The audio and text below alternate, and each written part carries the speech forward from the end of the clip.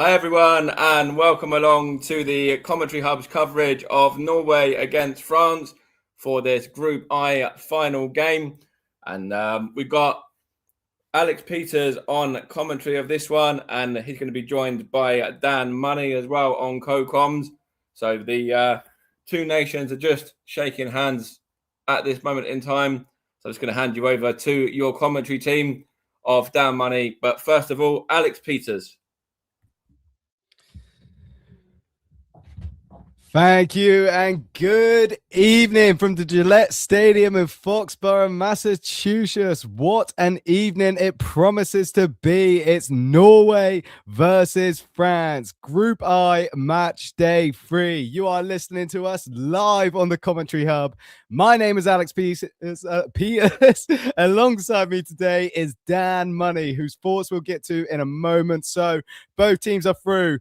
Both teams are on 6 points, but only one can top the group, and the knockout path could define both sides' entire tournament. Haaland, 4 goals in 2 games, could face one of the finest centre-backs in world football in Saliba. But the Norway team has been heavily rotated today. Jørgen Strand Larsen stands up front. We will get to that in a moment. But Kylian Mbappe, who does start today, is also on 4 goals. He comes up against this rotated Norway defence as he hunts down Messi's new all-time goal-scoring record.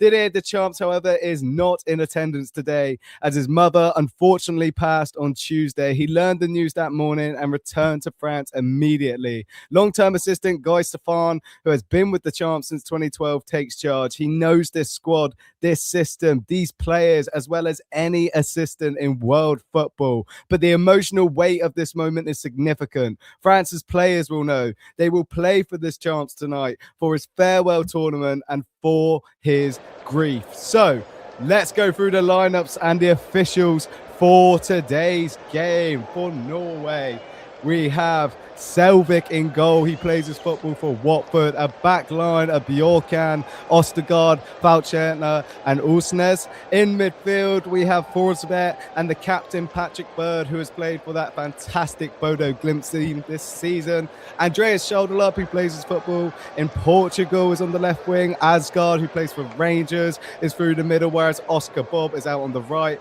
And as mentioned before, Jørgen Strand Larsen leads the line today with Starley Solbakken as the manager. And for France, they have stuck with a strong squad. It is Mike Maignan in goal again, as Jules Koundé, Dale Upamecano, Theo Hernandez return to the back line. But Maxime Lacroix, who has been recently linked with Chelsea, makes his World Cup debut. Aurélien Tchouameni and Manu Kone are in midfield. Patrick Vieira just said before in pre-match that Manu Kone is the best midfielder for France at the moment. He plays his football in Rome.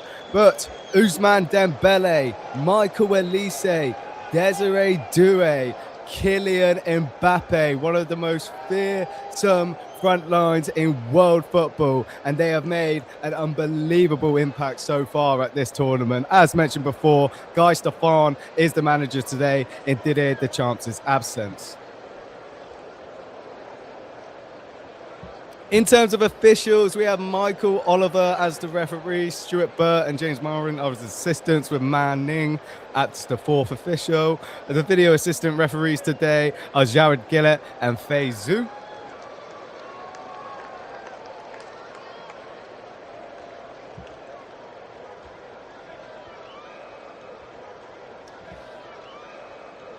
So here we go. The Viking horns are sounding in Foxborough. Norway last played a World Cup in France in 1998. Their manager, Starley Solbakken, was part of that squad. He played in the tournament as a forward the last time Norway graced a World Cup stage before this. In 1998, France won the tournament. Norway went out in the group stage. 28 years later, Solbakken brings Norway back to a World Cup, and in the final group game faces the 2-time champions. History is a recurring theme. Solbakken will know it better than most. And in a few moments, this extraordinary group stage comes to its conclusion. Dan, it's a pleasure to be presenting this game alongside you today. I covered England versus Ghana on Tuesday here in the same stadium.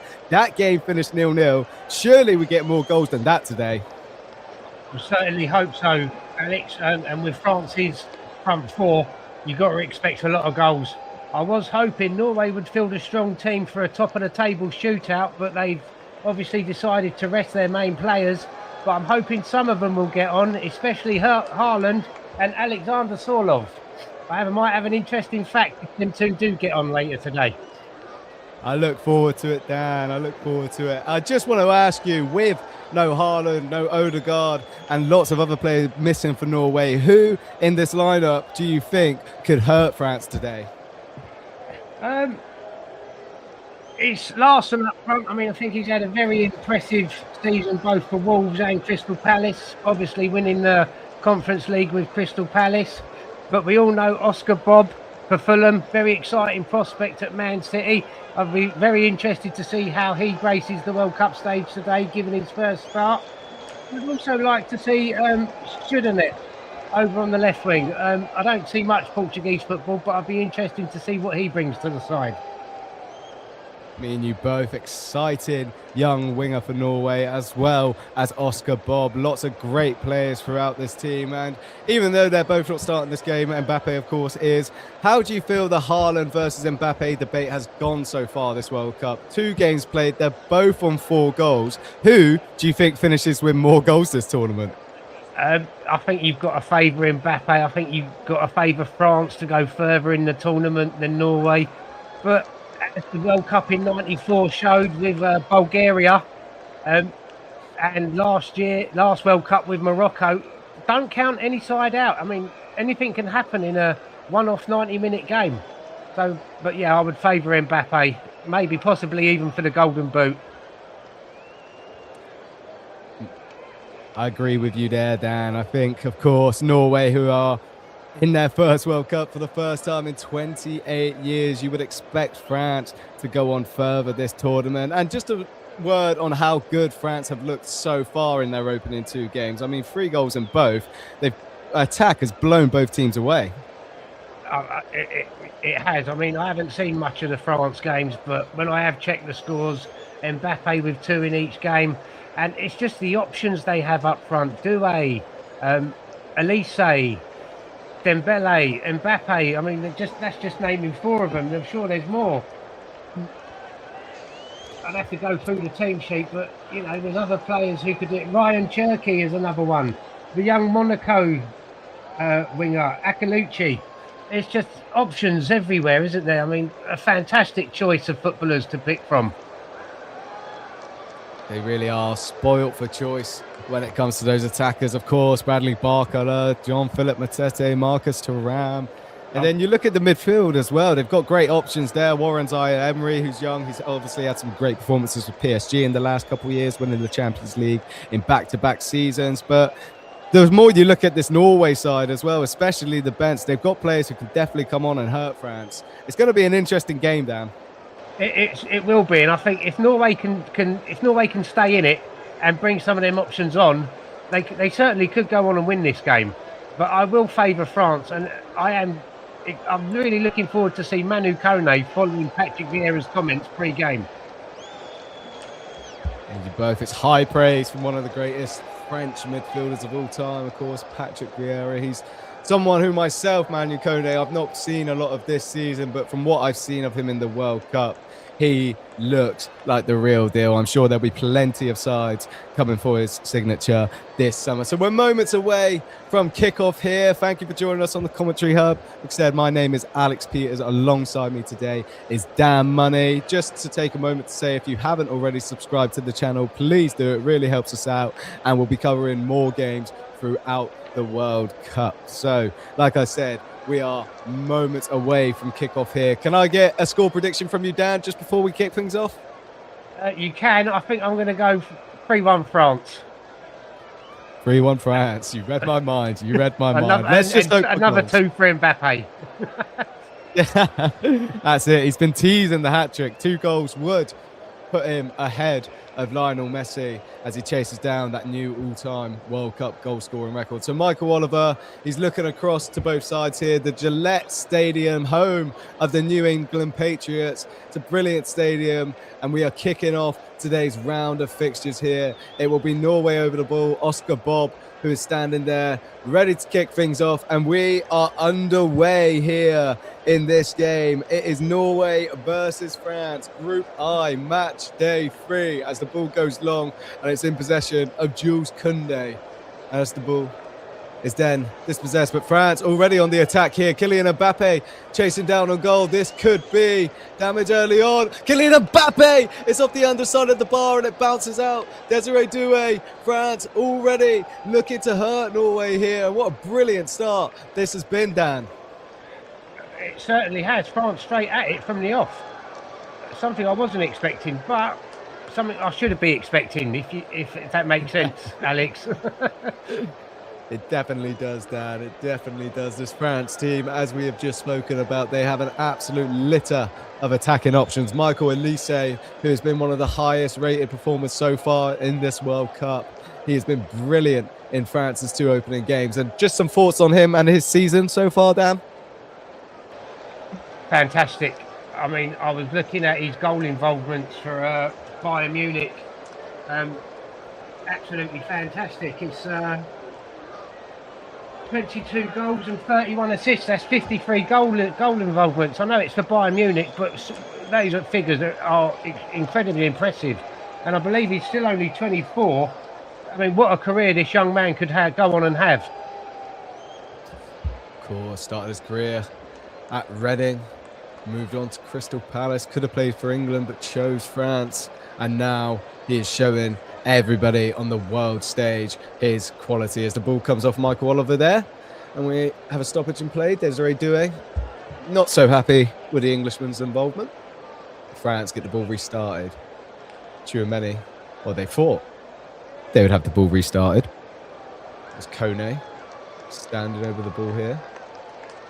Plays it out wide and the ball back in play now. France just camped inside the Norway half, but it's a poor touch by Ousmane Dembele, and that goes out for a Norwegian throw-in. And Norway, well, Erling Haaland more so, said that he does not care about the France game or the France result. This, of course, was after France had, or Norway, in fact, had qualified for the round of 32.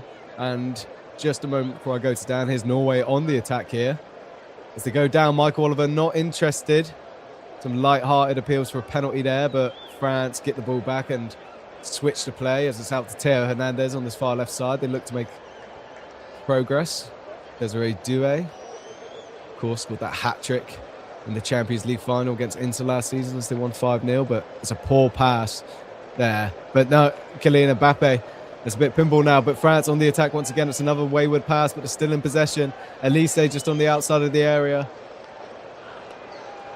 Michael Oliver playing advantage here as Desiree Doué goes down. Kylian Mbappe looks to get the ball. He's made a run. Questions of offside, but the flag stays down for the moment as the ball once again goes out for a throw-in. That is in France's favour. They'll be looking to get the ball in, and it's been a good start from France so far, Dan. It has. Controlling the ball well, just as I say that, the commentators curse. Yeah, Mbappe hitting the underside of the bar, Doué looking lively. They have made the better of the starts, but I think that was to be expected. I think Norway have just got to try and hang in there for a little bit and see what they can do on the counter. Especially with this rotated side, but it's Elise as the ball in the penalty area. Falls for Kone, brilliant effort. It's a great save. But France still on the attack here. Kone will get another strike at it. Ball goes wide, Desiree Doué, and they'll put a real pressure on this Norwegian back line as Desiree Doué tries to get the ball in, but we will have the first corner of this game, and Norway are under pressure. It's a brilliant effort by Kone. Selvek, the Watford keeper, just manages to get across. Lots of power behind that strike, but France take the corner quickly. Here's Elise now. Brilliant touch. Just rolls the ball.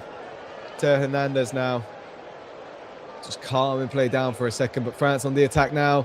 It's a long-range strike, but it's a tame effort, and that's safely into the hands of Selvik. So, just going back to Erling Haaland's comments of not caring about this game or the result, Dan, how do you think that impacts the players that are playing in the side? Obviously, it'll be their first World Cup appearance. It may be their only World Cup appearance depending on how far they go in the tournament. I don't know. I think you can take that two ways. Norway have qualified, so maybe trying to take the pressure off the teammates we're through. It really doesn't. Don't let the outcome affect you. That kind of implication of his comments. But surely the Norwegian fans, they don't want to hear things like that. You're playing for your country. You want to care about every game. They want 110% from every player at every game. So you may be a bit careless on Haaland's part, but hopefully the Norwegian players who are playing today, don't have that in their minds and put in a performance. Very much so. There's some great players in this Norway side. There's Patrick Berg, of course, who starred in that Bodo Glimt run in the Champions League this season. Jorgen Strand Larsen, who, as Dan mentioned at the start of the show, he's been a great goal scorer for Wolves and Crystal Palace, retrospectively. And Andreas Schudlup, who, as we said, we haven't watched much of, but very much excited to see what he has in store as the ball goes wide for France here now. In possession of Ousmane Dembele, playing out wide today, and it's 1-0, and it's as easy as that for France. It has taken 6 minutes, but they lead 1-0, and what a goal, Dan. What a goal. I'd like to see that again. But there we go. He's off the mark and running goal number 5 of the tournament, and he's halfway there for my prediction for today's game. I was looking at his stats for Real Madrid. I can't believe that 70 million Real Madrid fans want him out of the club. He's a fantastic player. Oh, yes, what a goal. He took that on his right. Oh, Dembele. That's right. It's a brilliant pass from Kylian Mbappe. He turned playmaker in that moment. But Ousmane Dembele, some brilliant trickery out on that right-hand side. And what a pass. His first assist of the tournament for Mbappe, turning provider instead of scorer. I mean, but Dembele, he's also a fantastic player. It certainly is, and what a goal. And coming off that Ballon d'Or win, of course, keeper Selvik, he barely had a chance to move, and France lead this game 1-0 here, and that is expected, and what they have made a brilliant start to each game in this tournament, and that is another example of how they can hurt you, Dan. It is. I mean, turned one way then the other, right-footed, partner's goalkeeper no chance, but it's the left back who's out of position that gives Mbappe and then Dembele the space to make that pass and get in. A little bit disappointed there in the left back, a bit too far forward. They've been running their luck in the opening 10 minutes, as it's been anyway. France have created a few opportunities. Mbappe, of course, off the bar.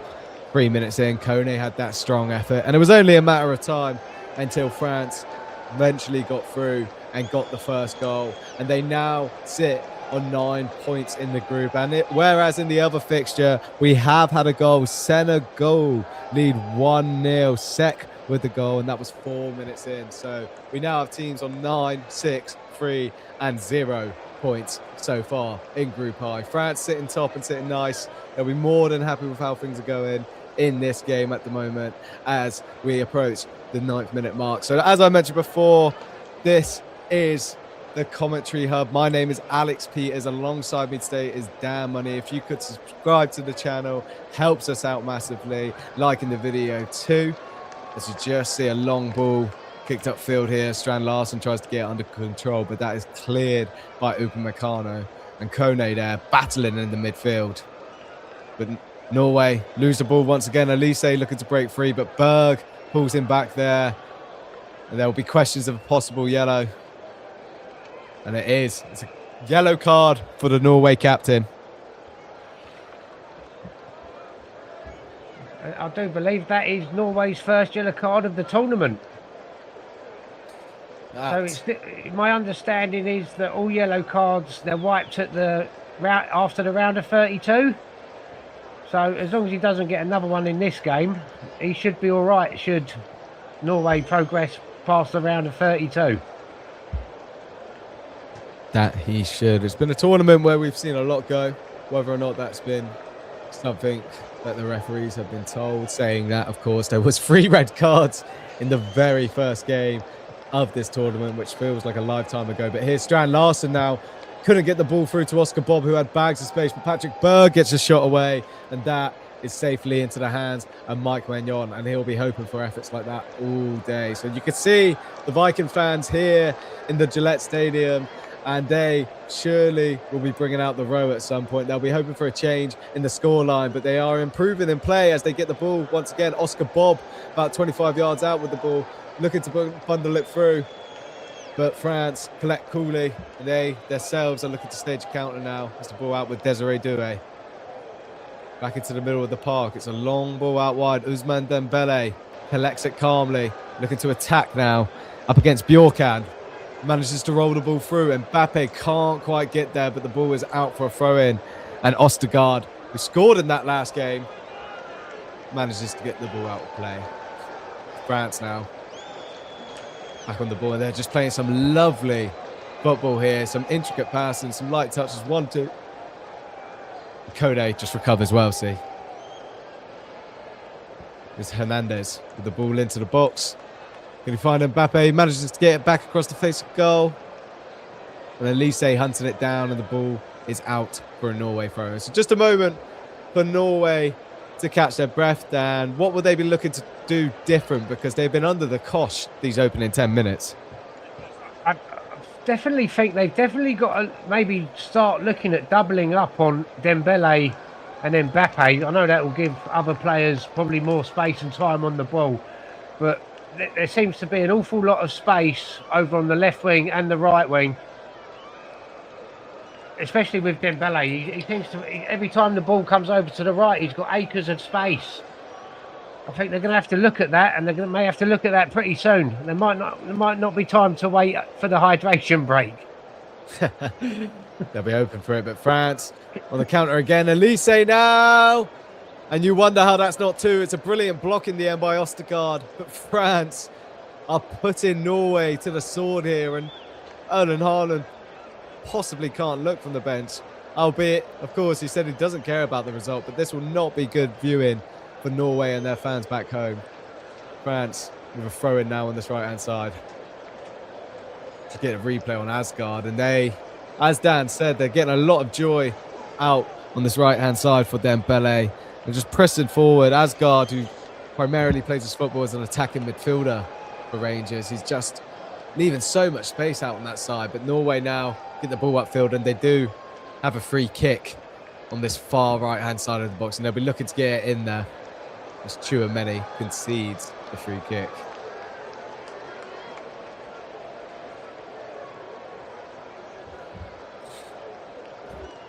Wait for play to restart here. Good conditions for these 2 European sides. Of course, Norway a bit more suited to the cold conditions and the Baltic conditions. Their league season, of course, starts that a little bit later due to the harsh winters that you get in the Scandinavian region. But here comes the ball in by Patrick Berg. Cleared by Upamecano. Michael Oliver, there's a couple of players down in the box. He sees no wrongdoing, but Norway have the ball once again. Here they are on the outside. And there's Schöndler. Ostergaard tries to get the ball in there. And it's brilliant. Oh, and it's over. And it's the first opportunity for Jorgen Strand Larsen. He does so well just to bring the ball down there. And he gets that moment. And he has Maxime Lacroix, who's closing him down. And he just hits the shot over the bar. Just too much on it. Mike Magnon doesn't have to do much in the end. But Upamecano won't be happy with that initial clearance. But Jorgen Strand Larsen, he couldn't capitalise on that chance. He should have done a lot better with that chance. Sorry to interrupt. He should have done a lot better with that chance. No, he should have. He should have. He not going to get many opportunities, you would think, this Norway side, so they have to take it. But they have had a good 5 minutes here. They are getting the ball back. And France just playing it along the back line at the moment, just looking to have some sustained pressure to take this Norway press off. France, who started so brilliantly in the first 10 minutes. Ousmane Dembele with a goal 7 minutes in after a brilliant switch from Kylian Mbappe. Goal scorer turned playmaker. And here's Elise now. But back out to Dembele on this right-hand side for France. He's getting a lot of joy and a lot of space out there. He will enjoy that.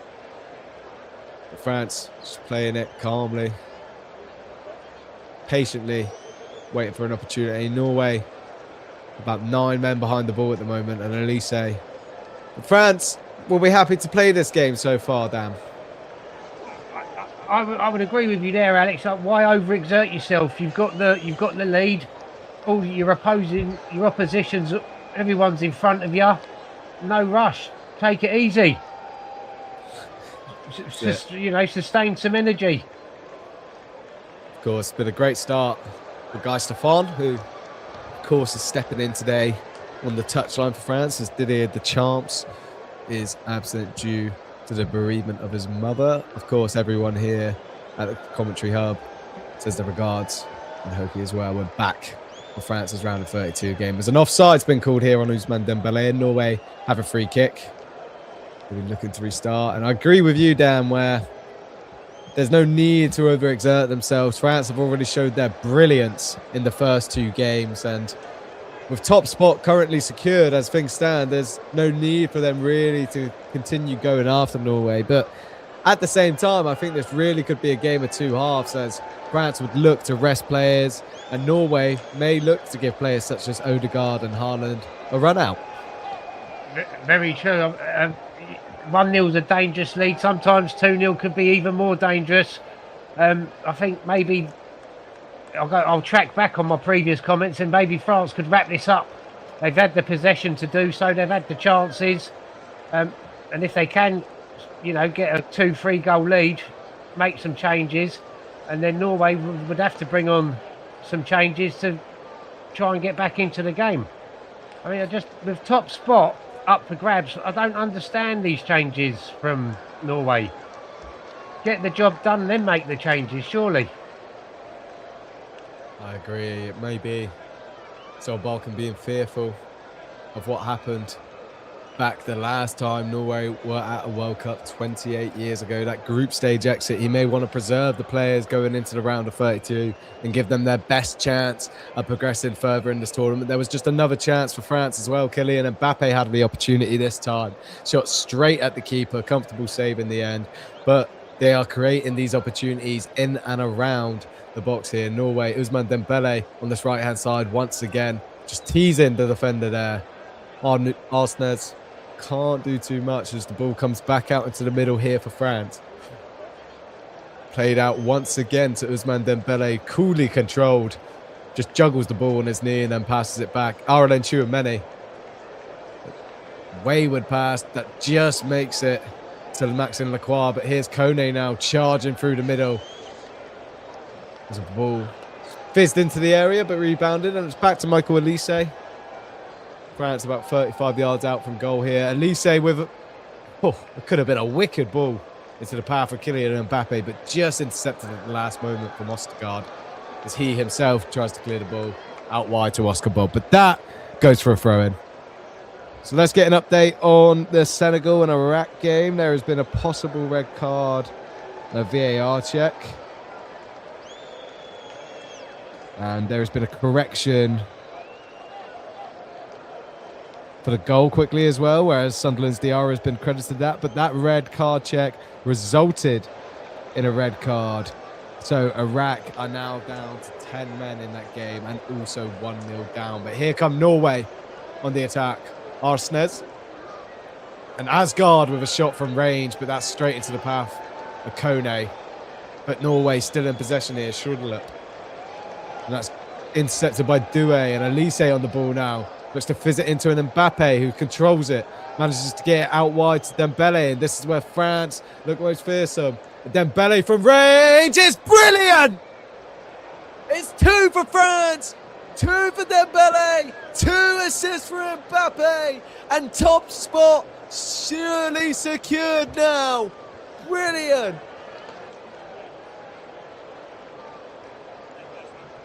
Ousmane Dembele, the Ballon d'Or of last year, shows his brilliance once again on the world stage. There will be questions of a foul, of course, but Mbappe He plays that ball out wide. Dembele, similar to the first goal, but this time further out.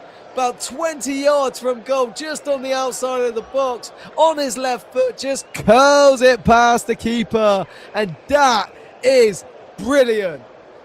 What a goal. Again, so much space on the right-hand side. Bjorkan, you might have to switch to man marking. I mean, he's got away from Ostergaard there. But where's the left back? What a goal.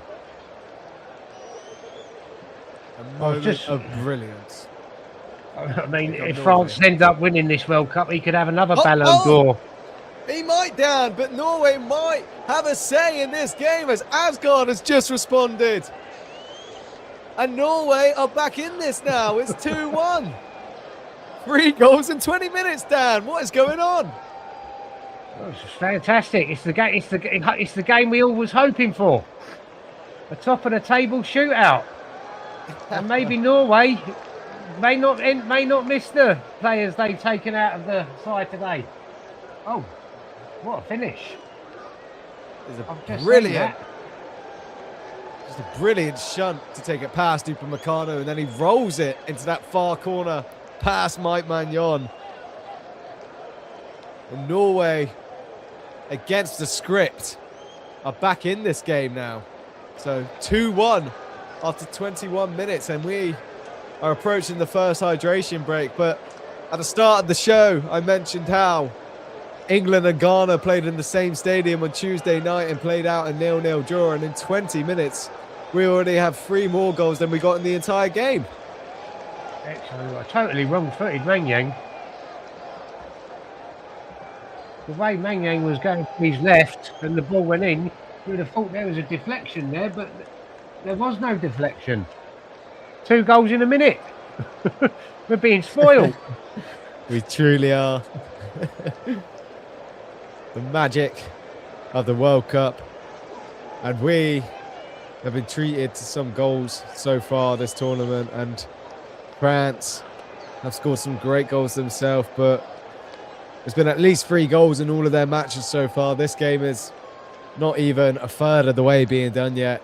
Erling Haaland still sits on the bench too, so if he were to come on, you would expect even more goals in this fixture. But France have a corner now. Ousmane Dembele stands over it. He'll be looking to return the favour to Mbappe as he gets the ball, and Elise gets the shot, but it's blocked. And it's out far here. It's another block shot once again, but the ball comes back to Dembele on this far left-hand side. Theo Hernandez now in possession. Aurélien Tchouameni in France just looking to hold the ball once more as it comes back out on this far right-hand side. Elise has taken up the position now, and he's done some brilliant feet there as he takes on Bjorkan. And France working their way back into the box again now. Mbappe in possession. Elise, deft touch. Tchouameni finds it out, but it's a wasted effort from Theo Hernandez, and that will be a Norway goal kick. I think it was very important Norway got back in this game as soon as France went 2-0, because this could have been in danger of getting away from Norway. But very glad for the neutrals' point of view that now we've got such an entertaining game back on our hands. Certainly so. If you were to watch or listen to the last France game, it had that 2.5-hour delay due to thunderstorms. So we're glad that this match has provided the entertainment from the off. So, of course, there'll be Uruguay versus Spain later on as we have the first hydration break of this game. And, Dan, can I get your thoughts on the hydration breaks? I must say I'm not a fan, but I think they're needed, especially, you know, with this rule now with players going down injured and you're not allowed to speak to your coach and you can't get your little team talks in whilst players are down. But I think in this heat, this weather, this humidity, you know, players are human beings as well at the end of the day. I think health-wise they're vital. Entertainment-wise, you know, it can have an impact on the game.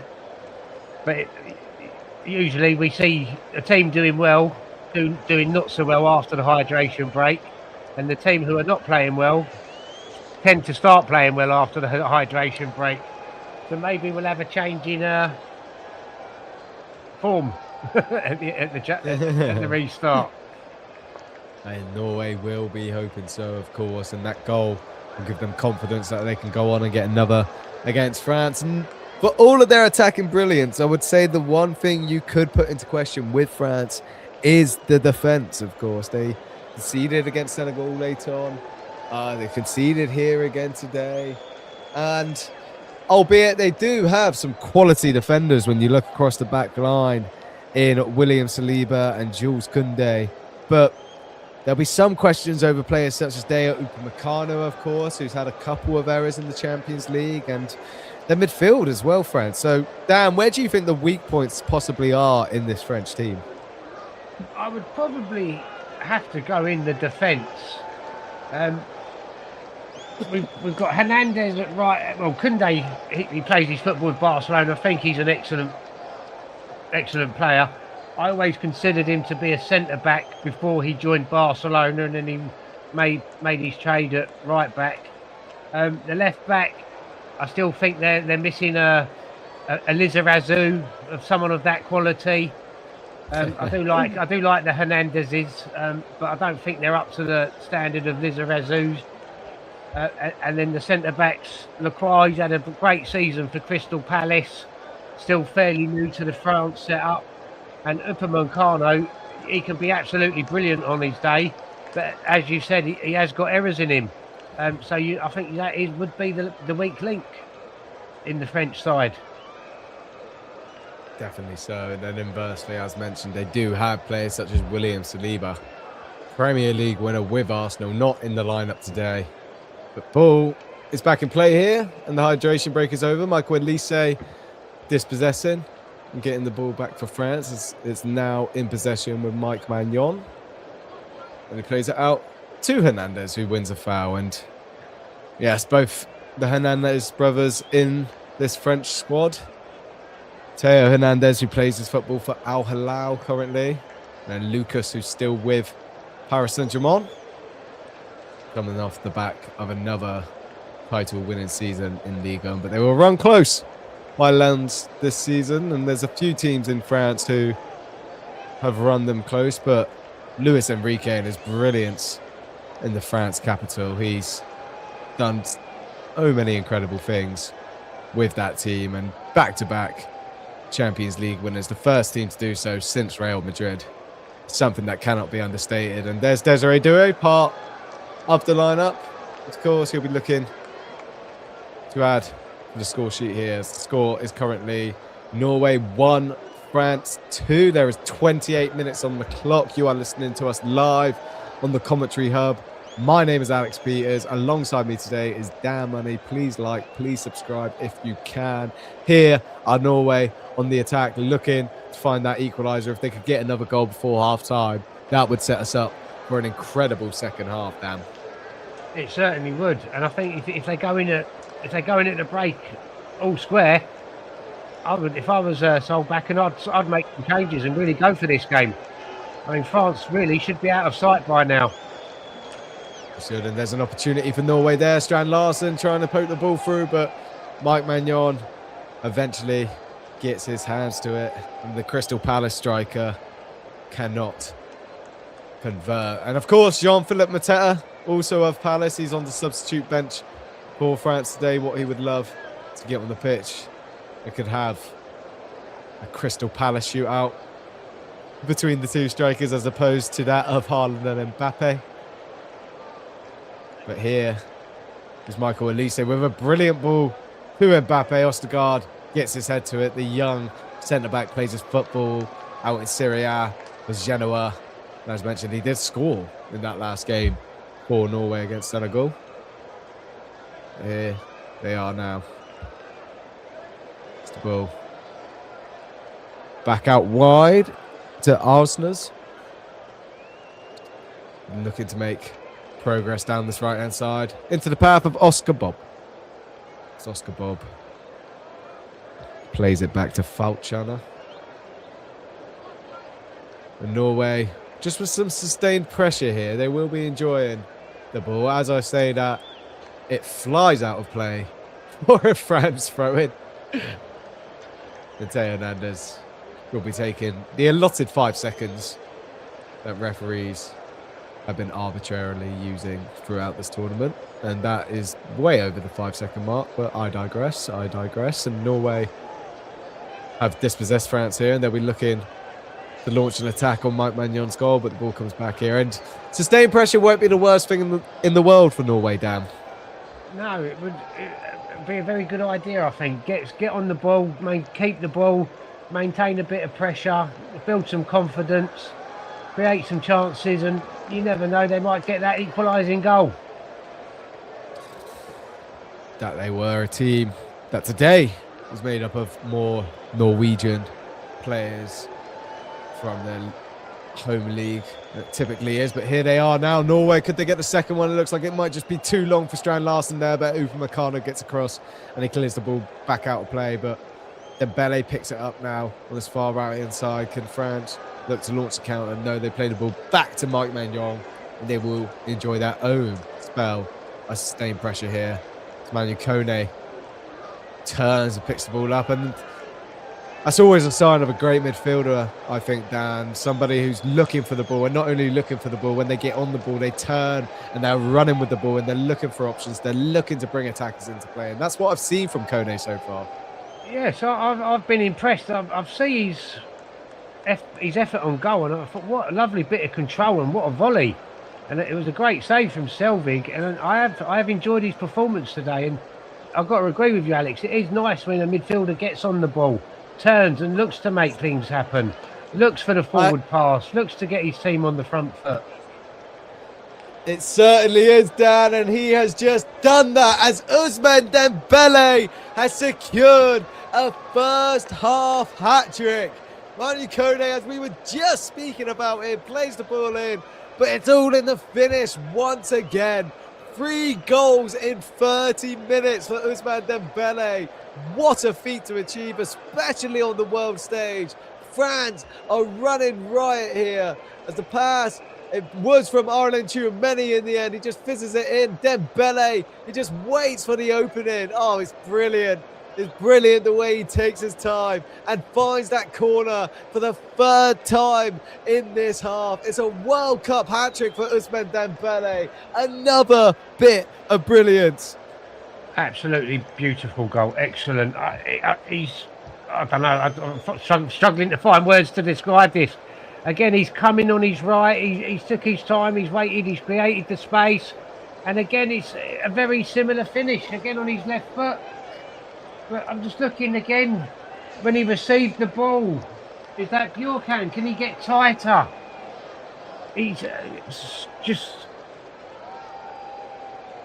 Yeah, the left back, he's got to get tighter. Mate, and was that the goal scorer? The Norway goal scorer? He needs to get out quicker. And so what's that? From his first goal to his 3rd goal? 27 minutes? 26 minutes? Has there been a faster hat-trick? 25 minutes between his first and his 3rd goal, Dan. It's something where we'll have to check at half-time, but it's got to go down as one of the quickest World Cup hat-tricks of all time. It's been an outstanding first half performance from Ousmane Dembele. Just when all eyes were on the captain, Kylian Mbappe, he turns up and he produces some first half brilliance like this, Dan. He does, and I believe that's my score prediction. If nobody else scores, well, I've done all right, but I can see plenty more goals in this game. Me and you both, and we will not be complaining about that. And here France try and get their 4th of the first half. It's Elise running through the middle as he waits for the opportunity. It's back out to Dembele, who's had so much joy out on this right side. Bjorkan will be having nightmares of him, but Tchouameni will be having nightmares of that shot as he blazes it over the bar. And it is a goal kick for Norway and a moment for them to just gather their thoughts and try and figure out how to quell these French attacks. Well, I think they need to get closer to Dembele, closer to Mbappe, and when France are around the Norwegian 18-yard box, they need to get out quicker. That they do, as we saw with that third goal, Dan, the way that Bjorkan just stood off and stood off and stood off. I mean, we saw about 3 feints from Dembele in that one move, and then he still was able to just push it to the side and find the corner. Of course, Selvik is not normally Norway's number one. He's Watford's backup keeper, and it's not been a game for him to remember at the moment. Well, to be fair to him, he hasn't been helped by his defence, has he? I think with a new goalkeeper, young goalkeeper, inexperienced goalkeeper, you've got to give him as much protection as you can, and he certainly isn't getting that down his left-hand side with Bjorkan. He definitely isn't. Bjorkan coming into the side. He's not usually a starter, of course. He's plays his football for Bodo Glimt. He's cover for Molar Wolf. He has that Norwegian league experience, but he looks bewildered out there at the moment. And when you're coming up against some of the best players in the world, which France certainly have, this is always to be expected as Norway win a free kick about 35 yards out from goal. I believe that's Scheudeler who's done so, but it's been an entertaining first half, Dan. I can say that much. It has. I mean, it would actually be very interesting to find out the instructions Bjorkan has been given by Solbakken for this first half going up against Dembele. Yeah, whether or not he's been told to push high, of course, Koundé, similar to Upamecano, may have an error or two in him, especially when he's playing as a full-back opposed to playing centre-back. But that's not worked, and Dembele has constantly found space out on this right side, and of all the players that you don't want to give space to, he would be one of them in this France side. You can't pick one because they have so many brilliant attacking options. But it's another wasted free kick, an opportunity there from Norway as Elise has the ball out on this right-hand side, as it's gone out for a Norway throw. I could understand it if Solbakken's trying to get his fullbacks to keep Dembele and Doué in the French half. You know, they can't attack if they're defending. But it's not working, is it? They need to change something, and they need to change it quick, Norway. Of course, if it's another goal before half-time, it may become a case of damage limitation for Solbakken, as Norway enjoying some possession here. And it is in possession of Bjorkan. As we mentioned, he is very high up the pitch. He's past the halfway line, even in possession here, as Norway obviously look to put some pressure on that French back line. And it's another wayward pass out to Oscar Bob, who's just not got the service today. Ostergaard, that's the second time today he's hit a pass out onto that side, and it's gone flying over the young winger's head. And it's been difficult for Oscar Bob to make those opportunities, which you know he can, when he's not getting the ball really, Dan. Yeah, I feel for him a little bit. I mean, we all know, those of us who watch the Premier League, we all know how good he is when he's on the ball. And I think you've got to play it to his feet. These long balls just not working out, are they, when they're trying to find him? They play it long, build up slow, get the ball into him, let him work some magic. But it's just not happening. Certainly isn't a player. But I agree, for all of his brilliant technical ability, he's not blessed with necessarily. So trying to play it over the top of trying to play him in behind, you're working to a disadvantage there. You're much better off getting the ball into feet, letting him take his man on and seeing what can come from there. But we're approaching the 40th minute mark here, and France are on the attack once again. The ball back out on this right-hand side. Bjorkan, they've now doubled up on Dembele. Still manages to get his pass off. Chouameni down to Kone. Kone down to Doué. Doué now looking to find Mbappe. Mbappe goes down. Michael Oliver not really interested. And Norway look to get the ball out here. Oscar Bob on the ball. And as we mentioned, bit of brilliance to keep it there, really. And that's what happens when you can play it into his feet, albeit didn't go nowhere. Norway now on the attack, though. Scheudeler goes down under Koundé's challenge, and the referee has penalised him, and it's a Norway free kick here as Michael Oliver walks toward the centre circle. I've just been looking at the last couple of France advancements, and I can't tell if Norway are trying to play a back three or a back four. At times they have a back four, and then at times they have a back three. And I think this might be what is leaving giving Mbappe and Dembele the space on the wings, and like leaving the fullback areas exposed. Agree. I think Solbakken might be trying to play a similar way in which he has done in the first 2 games, but he hasn't necessarily got the same personnel as he'd be hoping for. Marcus Pedersen, who played brilliantly in those first 2 games for Norway, he's on the bench, and Moller Wolf also also on the bench today. So he's got the right ideas, got the right theories, but when you're playing against a team like France, any lapse in judgment or any error is going to be capitalized upon, as it has been today. And that's why Ousmane Dembele has a hat-trick after 25 minutes. What's the old saying? You play the game, not the occasion. I definitely think Solbakken should have set his team up to play the team rather than play the game, if that makes sense. It definitely does. I think it was an interesting move. I think everybody had raised eyebrows when they saw that Norway team first come through, albeit you do have some great players in this lineup today. It's not the strong Norway side that we've been used to. And as we mentioned too at the start of the show, Solbakken could be doing it for preservation. He could be doing it being cautious of what's happened before when Norway last made an appearance at the World Cup. But they are 3-1 down as we approach the halfway mark, and it's going to be a tough ask to get anything from this game, especially in the second half. Well, it will be now. 3-1 down. You're up against it straight from the off, which doesn't make sense. Surely top spot you would have an easier route to the latter rounds, or maybe this is technical. Maybe Norway will have would be considered a more favourable draw if they finish second. I'd have to look into that.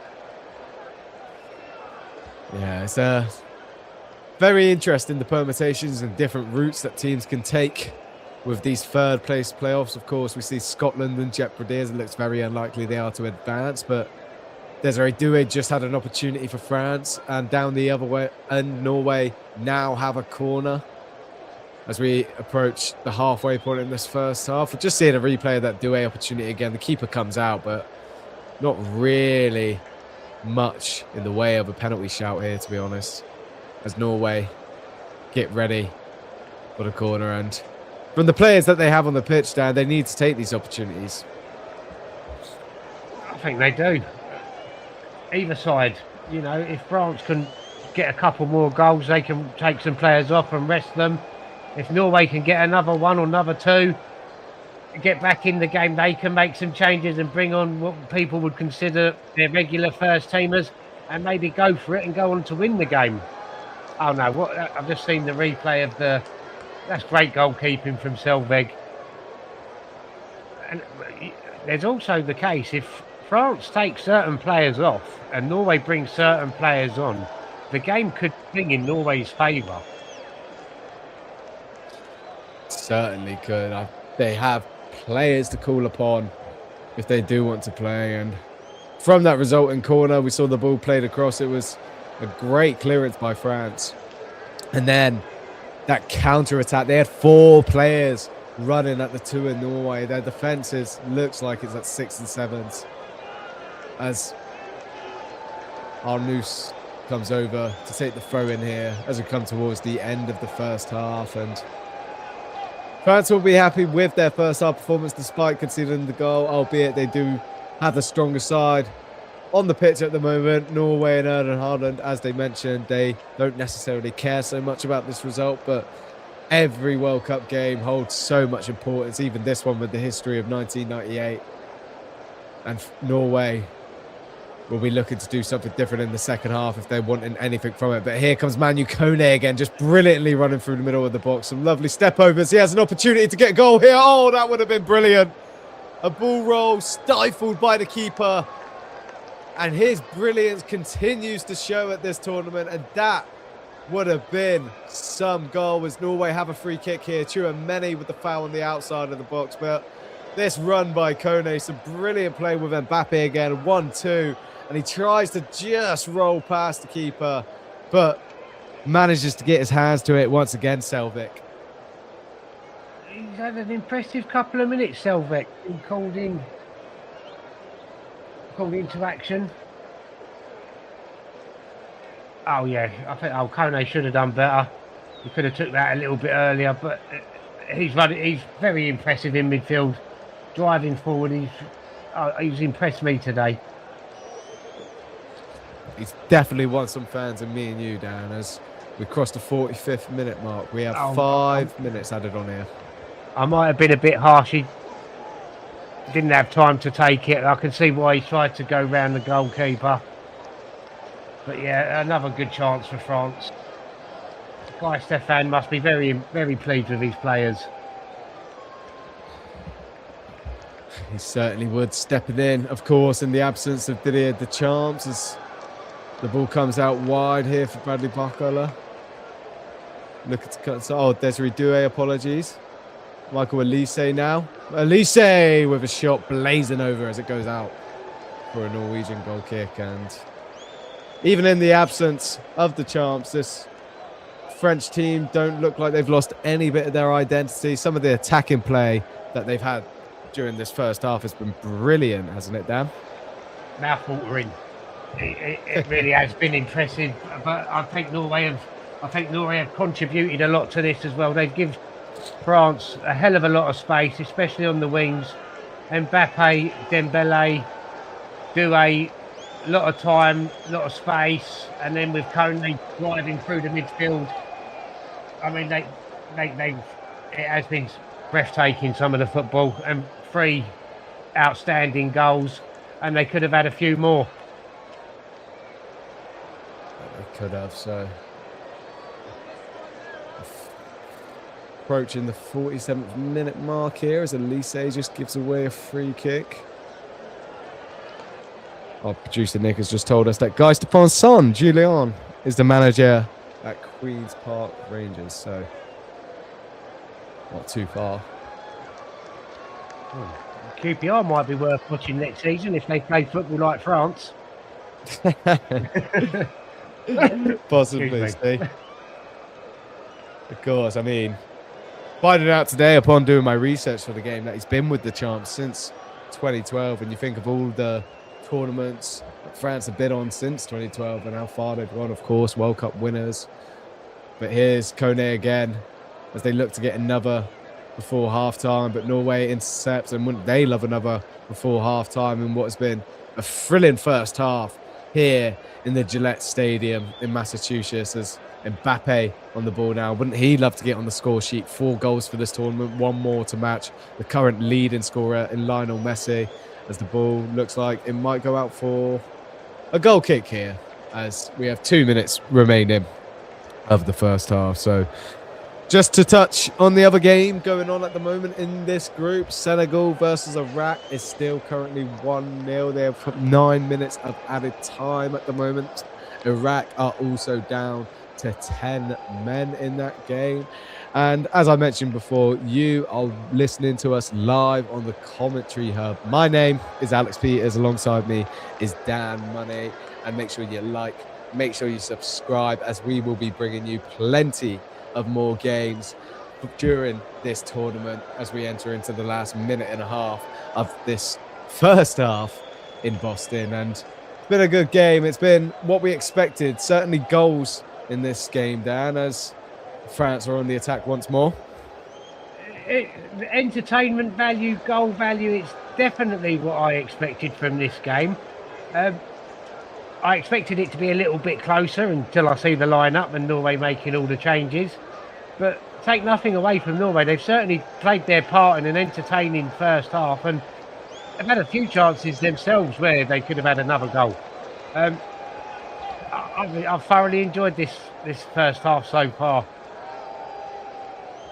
Me and you both, as France are just playing around on the outside here as we're whittling down the last few seconds of this first half.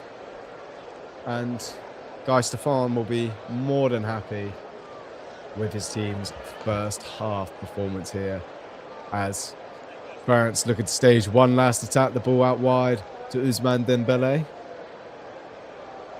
And no, a whole lot of urgency here, saying that the ball has just been played forward for Kylian Mbappe as it rolls out of play, and it will be a free kick, and that will surely be the last action of this first half. So just a reminder of the scoreline: it is Norway 1, France 3.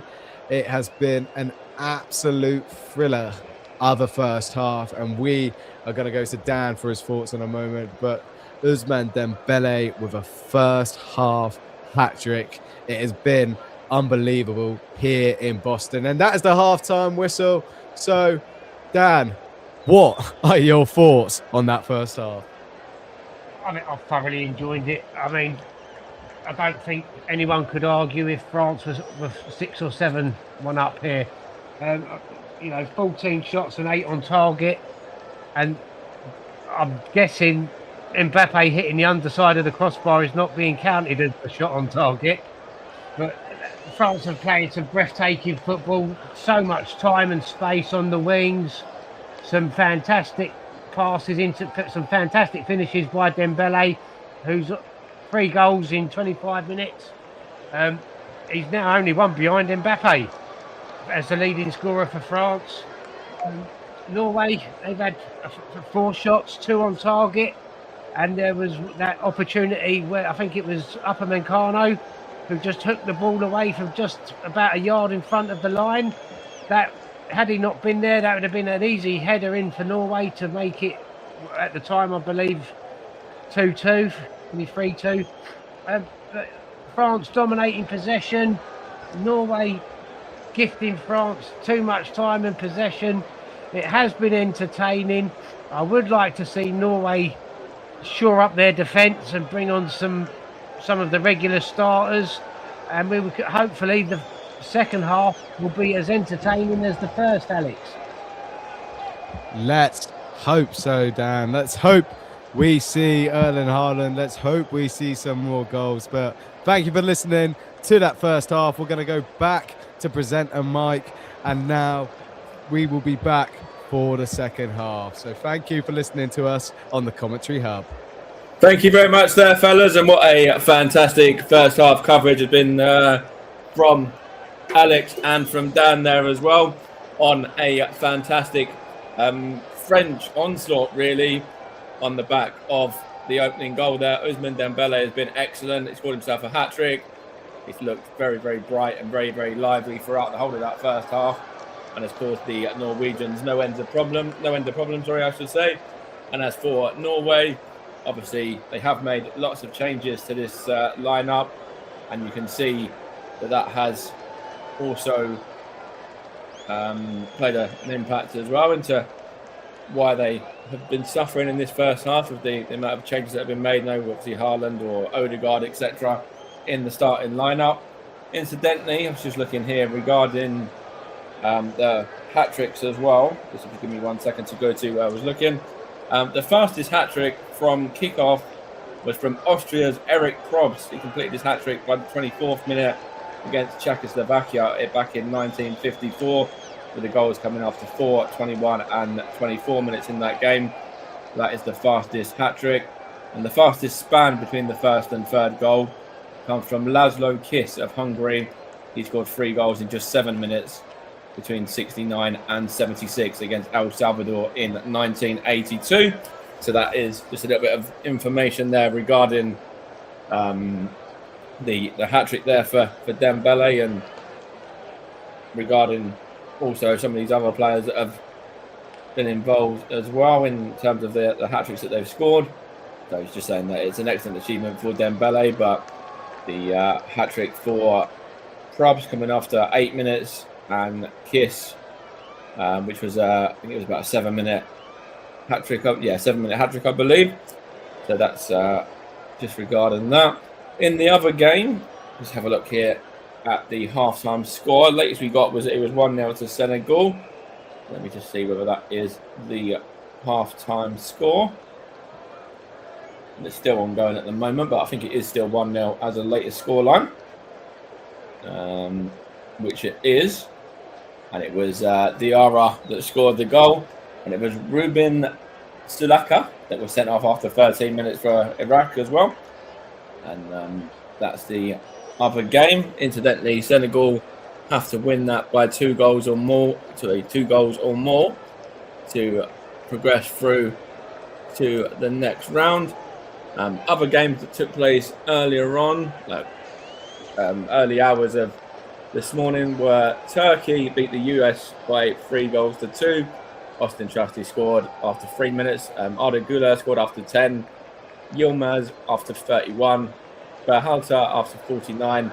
And there's a late winner from Ayan after 90+8 for the Turks. They were victorious in that one. Paraguay and Australia played out a 0-0 draw as well in Group D, the other game in that group. Tunisia lost 3-1 against the Netherlands.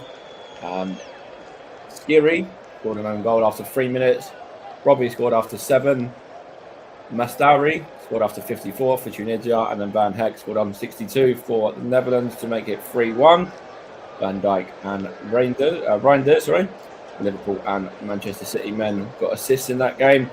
And Japan and Sweden ended 1-1. Maeda after 56 for Japan, and Elanga equalised that one on 62. Later on, we've got some games coming up later as well. And we're going to have the Uruguay against Spain game, which is going to be covered with Nick later on at 1 a.m. on Saturday. So that's Saturday morning, I should say, UK time. At the same time as that one is Cape Verde against Saudi Arabia as well. And also a little bit later on after that is Egypt and Iran and New Zealand and Belgium. And then we've got Group L tomorrow, Croatia, Ghana and Panama against England. We're going to actually be bringing Panama and England from just before 10 o'clock UK time with Paul on comms. I'm on co-con for that one. And we're also going to keep you across what goes on with Croatia and Ghana as well in the other Group L game. And of course, we're bringing you the second half of this one as well when this comes around. But in the meantime, we're just going to take a couple of minutes break so I can top my water up and everything like that. But we'll be back with you in plenty of time for the second half. It's going to take a short 5 or so minute break.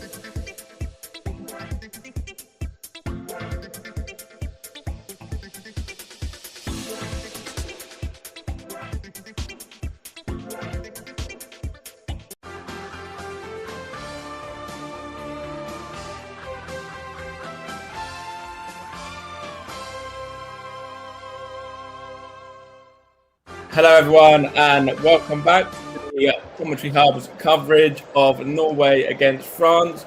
We've got co-commentator Dan Money here alongside me. And Dan, what are your thoughts on that first half? Obviously, it's the Ousmane Dembele show so far. It certainly is so far. I must say I've been very impressed with France. Manu Kone living up to Patrick Vieira's pre-game analysis of him, if that's the right word. I'm lost for words. Very impressive comments from Patrick Vieira about Manu Kone, and I must say I've been very impressed with him in the midfield. But the front four of France have been very impressive. Doué, Mbappe, Elise, and obviously Dembele with his 3 goals in the first half. He can obviously go on and score more. Mbappe could add to his 4 goals in the tournament. But then I think the Norway defence, they've helped the France attack. There's been an awful lot of space and time, both for Mbappe and Doué on the left, and even more space on the left hand, on France's right, Norway's left, for Dembele. And Dembele certainly took advantage of it. 3 very similar goals. I was going to say, if you were to take a pick out of the 3 goals, which is your favourite of the 3 that Dembele has put away so far? I would probably go his second. I just seen a replay of the 3rd, and Bjorkan, bless him, I think he was caught in 2 minds whether to go with Dembele or to go with the runner who made a run on the outside of him, and caught his hesitation, caught in 2 minds, and that has given Dembele a little bit more space and time to grab his 3rd. But then I think, was it Ostergaard? Ostergaard could have come out quicker. They've stood off France too much, given too much time, too much space. And I know Dembele scored his 3 goals, but France, it could be 6 or 7. The Kone volley, Kone getting in again, almost going round the goalkeeper. There's 2. Mbappe hitting the underside of the crossbar, and then there was another chance. I can't remember who it was for, and they're just the shots on target. I mean, Elise's had a couple of wild efforts, but I think the team talk for Norway has certainly got to be around the defensive display.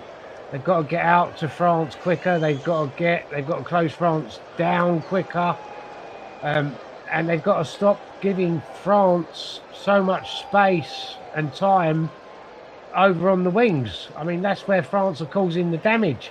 I mean, that first pass for France's first goal, Mbappe out to Dembele. I mean, it was a beautiful pass.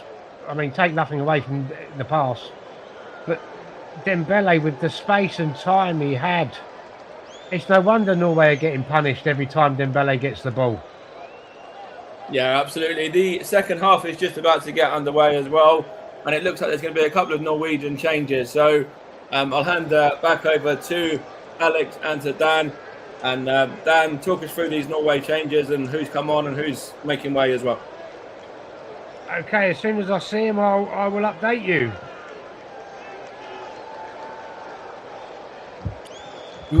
Thanks, Dan. Welcome back. Sorry, it looks like Christian Thorsved has gone on, and it's Maltby and Morten Thorsby coming on. So it's a change in the midfield.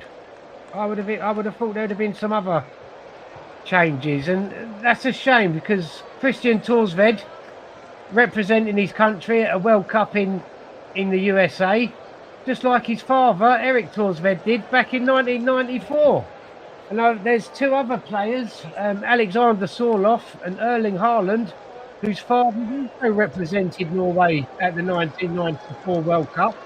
And I was hoping to see all three of them on the pitch at the same time. But Solbakkens denied me that privilege. he's robbed you of it, Dan. It's unforgivable. I suppose he's got to do the best for Norway, not the best for me.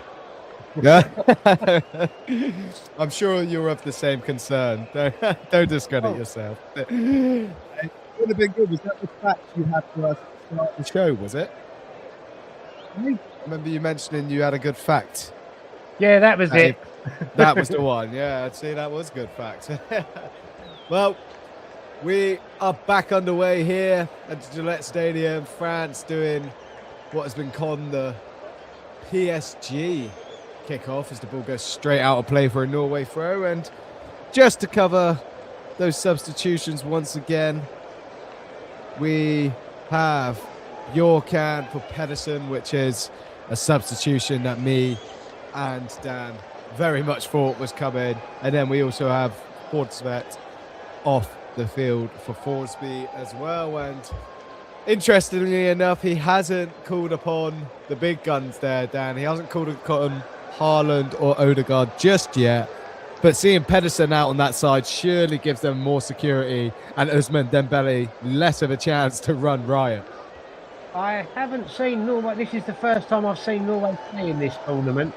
But I have read, and as you said earlier, Alex, Pedersen has been impressive, especially in the last game against, was it Senegal or Iraq, where he grabbed himself a goal?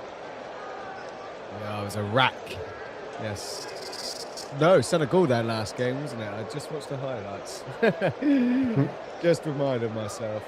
But yeah, France obviously playing Senegal in that opening game where Kylian Mbappe got that brilliant third. Then Norway also scored 3 against Senegal, but Senegal managed to get one more than they did against France. Ismail Assar trying to stage a comeback there. But Senegal are leading at the moment in the other game. It's 1-0. Iraq down to 10 men. But Norway losing this one to France at the moment. 3-1. And just looking at how things currently are for both sides going into the round of 32, if things were to stay the same, Norway would play Ivory Coast. What do you think about that matchup, Dan? Norway would play Ivory Coast. Well, it's certainly a game Norway could win. I mean, I've done a little bit of research on Norway, and I think their best ever was the round of 16. And with this World Cup having more nations, the next round of 32, would be the equivalent of Norway's best finish of the round of 16.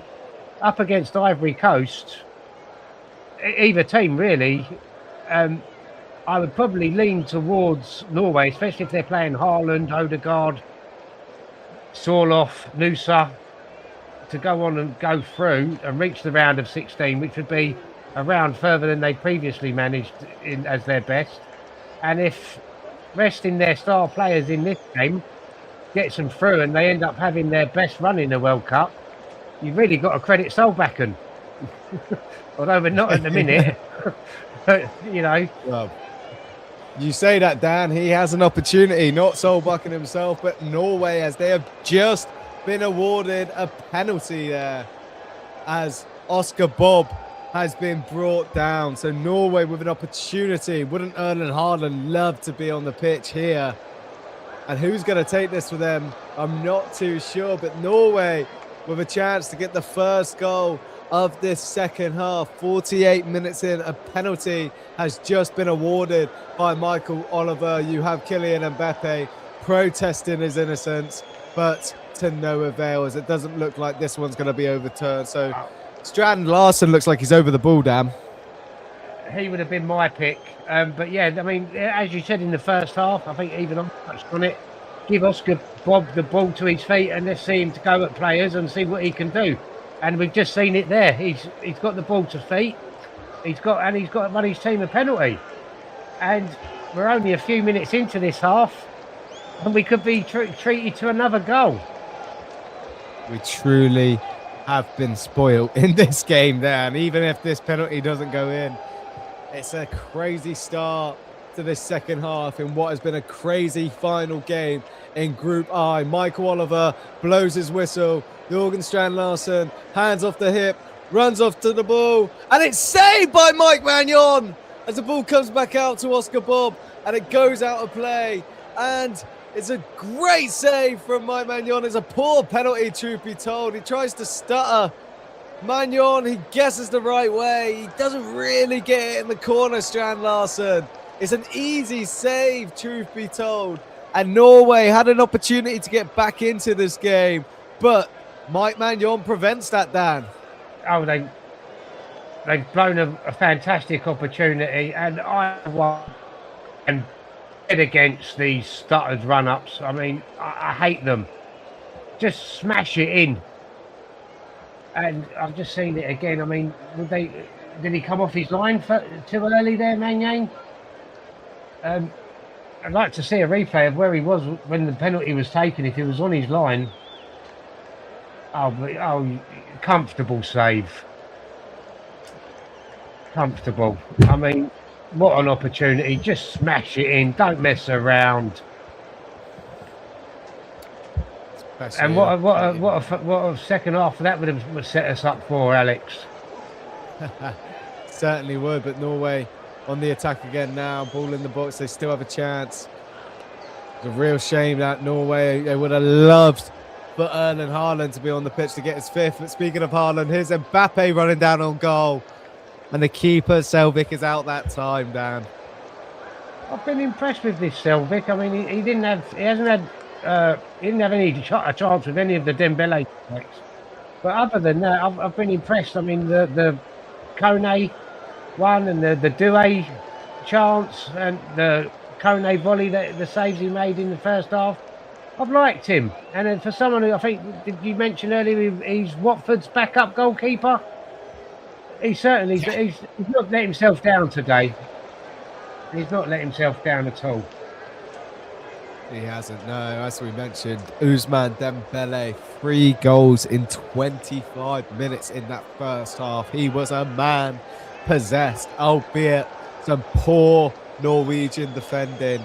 He still made the most of every opportunity. The second and third goals were especially brilliant, in my opinion. But here's Norway now, looking to start a comeback. They had a great opportunity with that penalty a few minutes ago, but saved by Mike Magnon. A weak penalty from Strand Larsen. You would expect him to do better. As mentioned, they would have loved Erling Haaland to be standing over that. But saying that, Haaland himself doesn't necessarily have the best penalty record, and I couldn't imagine the pressure, Dan, of taking a penalty with the world watching.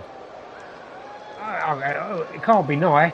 I think maybe they should give a fan a chance one day. Instead of a penalty, give the fan, let some of the fans take a penalty in the penalty shootout. See how well we do. You know, we're quick to criticise those who miss, but let's see how well we do ourselves. Of course, I mean, not sure either of us are fit to lay Strand Larsson's boots, but at the same time, I think we would have made a better attempt than that penalty, the stutter penalty, which is the cause of much debate.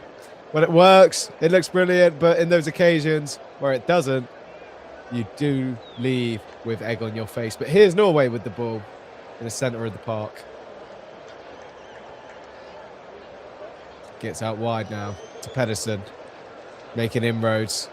Might have just won a foul there. No, referee says play on. Koundé in possession.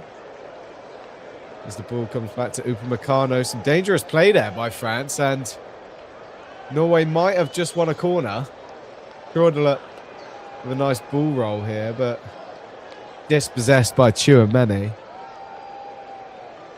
And Norway do have a corner here, so Upamecano couldn't clear the ball, and it's led to this opportunity now for the Norwegians. It's Patrick Berg, the captain for today, whips in the ball. And it's over, everybody, and it's just out. Ostergaard looking to repeat his heroics of the last game and gets head to it once again, but nobody there to sort of turn it in on goal. As France will take their time with this restart, and been a bit under pressure here, France, in the opening 10 minutes, Dan. They have. I mean, Norway have certainly started livelier, and you know, it could be 3-2 had they scored the penalty. Yeah, in an attacking sense, Norway certainly started very, very well. I've just seen that corner again, and that's a chance. Certainly that is another chance for Norway. Just Leo a bit too high for us to guard there. Sorry, Alex.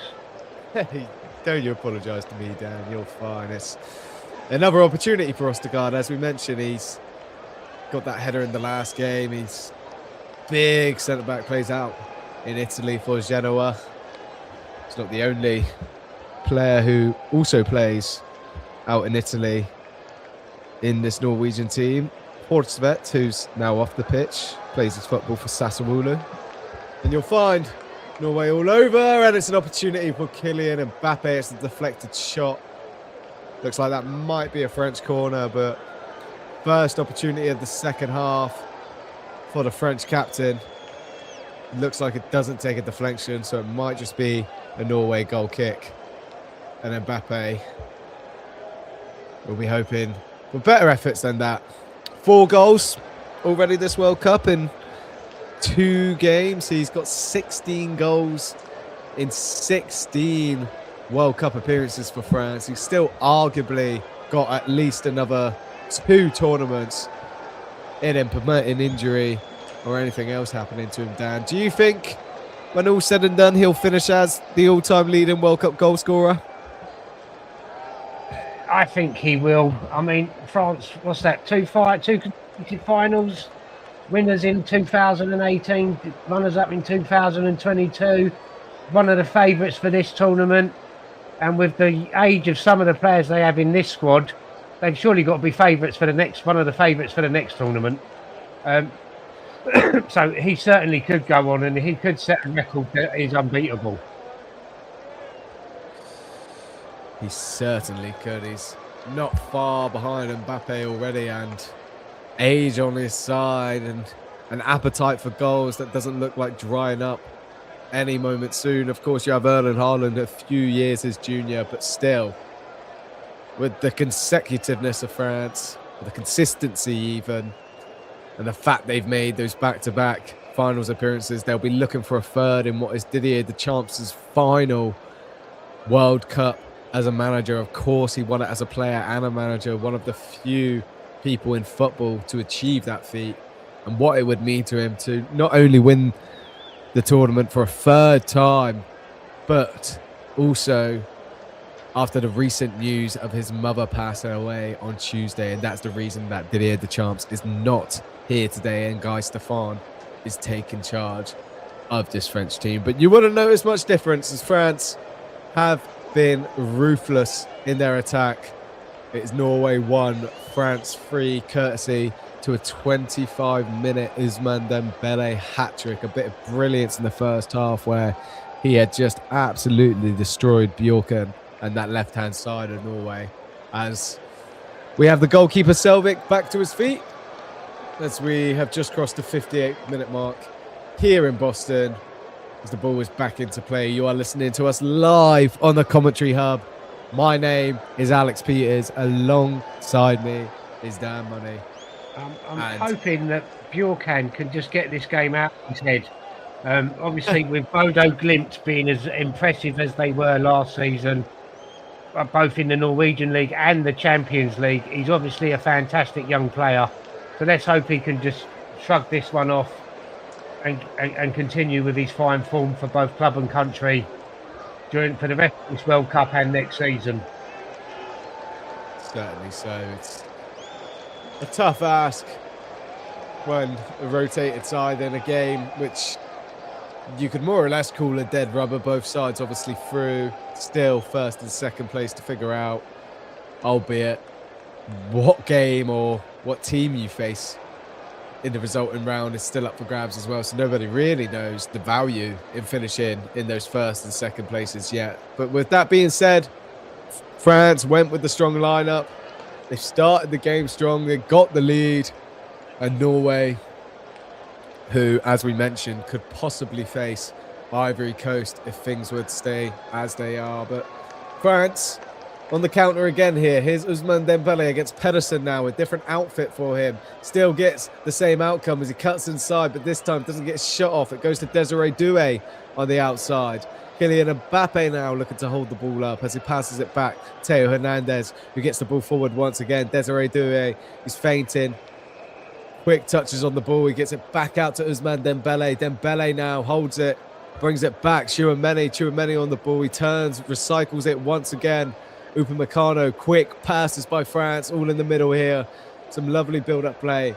Here is Elise. Elise, it's a brilliant touch there. France win a free kick about 25 yards out. A foul by Ostergaard. Desiree Doué wins the free kick.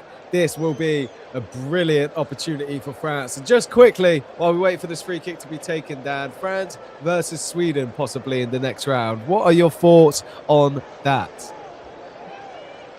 Oh, you've got to favour France.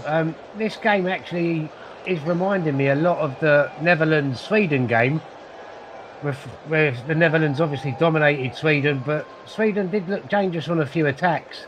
So I think if France were to approach the Sweden game the same way they've approached this, I can't see Sweden causing an upset, and I imagine it would be quite a comfortable victory for France, just like today. So far. That we will. Michael Elise just clipping the ball in there, trying to find his old Crystal Palace teammate Maxime Lacroix, who just couldn't get his head to it. But speaking of Crystal Palace and the other game in this group, there is another game currently going on in Group I. That is Senegal versus Iraq, and there has been another goal, and that is Ismail Assar of Crystal Palace. I believe that's his third of the World Cup so far. It's been a great tournament for him and that Senegal side. I expect them to go far in this tournament. Not in the easiest group, of course. Looks like they may qualify through that third place playoff, depending on their goal difference, of course, and what the other teams do in those third place spots. But here come France once again. Kylian Mbappe looking to make an impact as the ball looks like it's stayed in play. Desiree Doué manages to keep it on. Oh, he went for the rainbow flick, and it didn't quite play off. It would have been a bit of brilliance, especially over Arsenal's head, but yeah, that didn't really work out for Desiree Doué there, as he looks to get his own little highlight reel from this game. The ball launched long now. And France. This ball has been pulled back for something. I think it's a Norway free kick.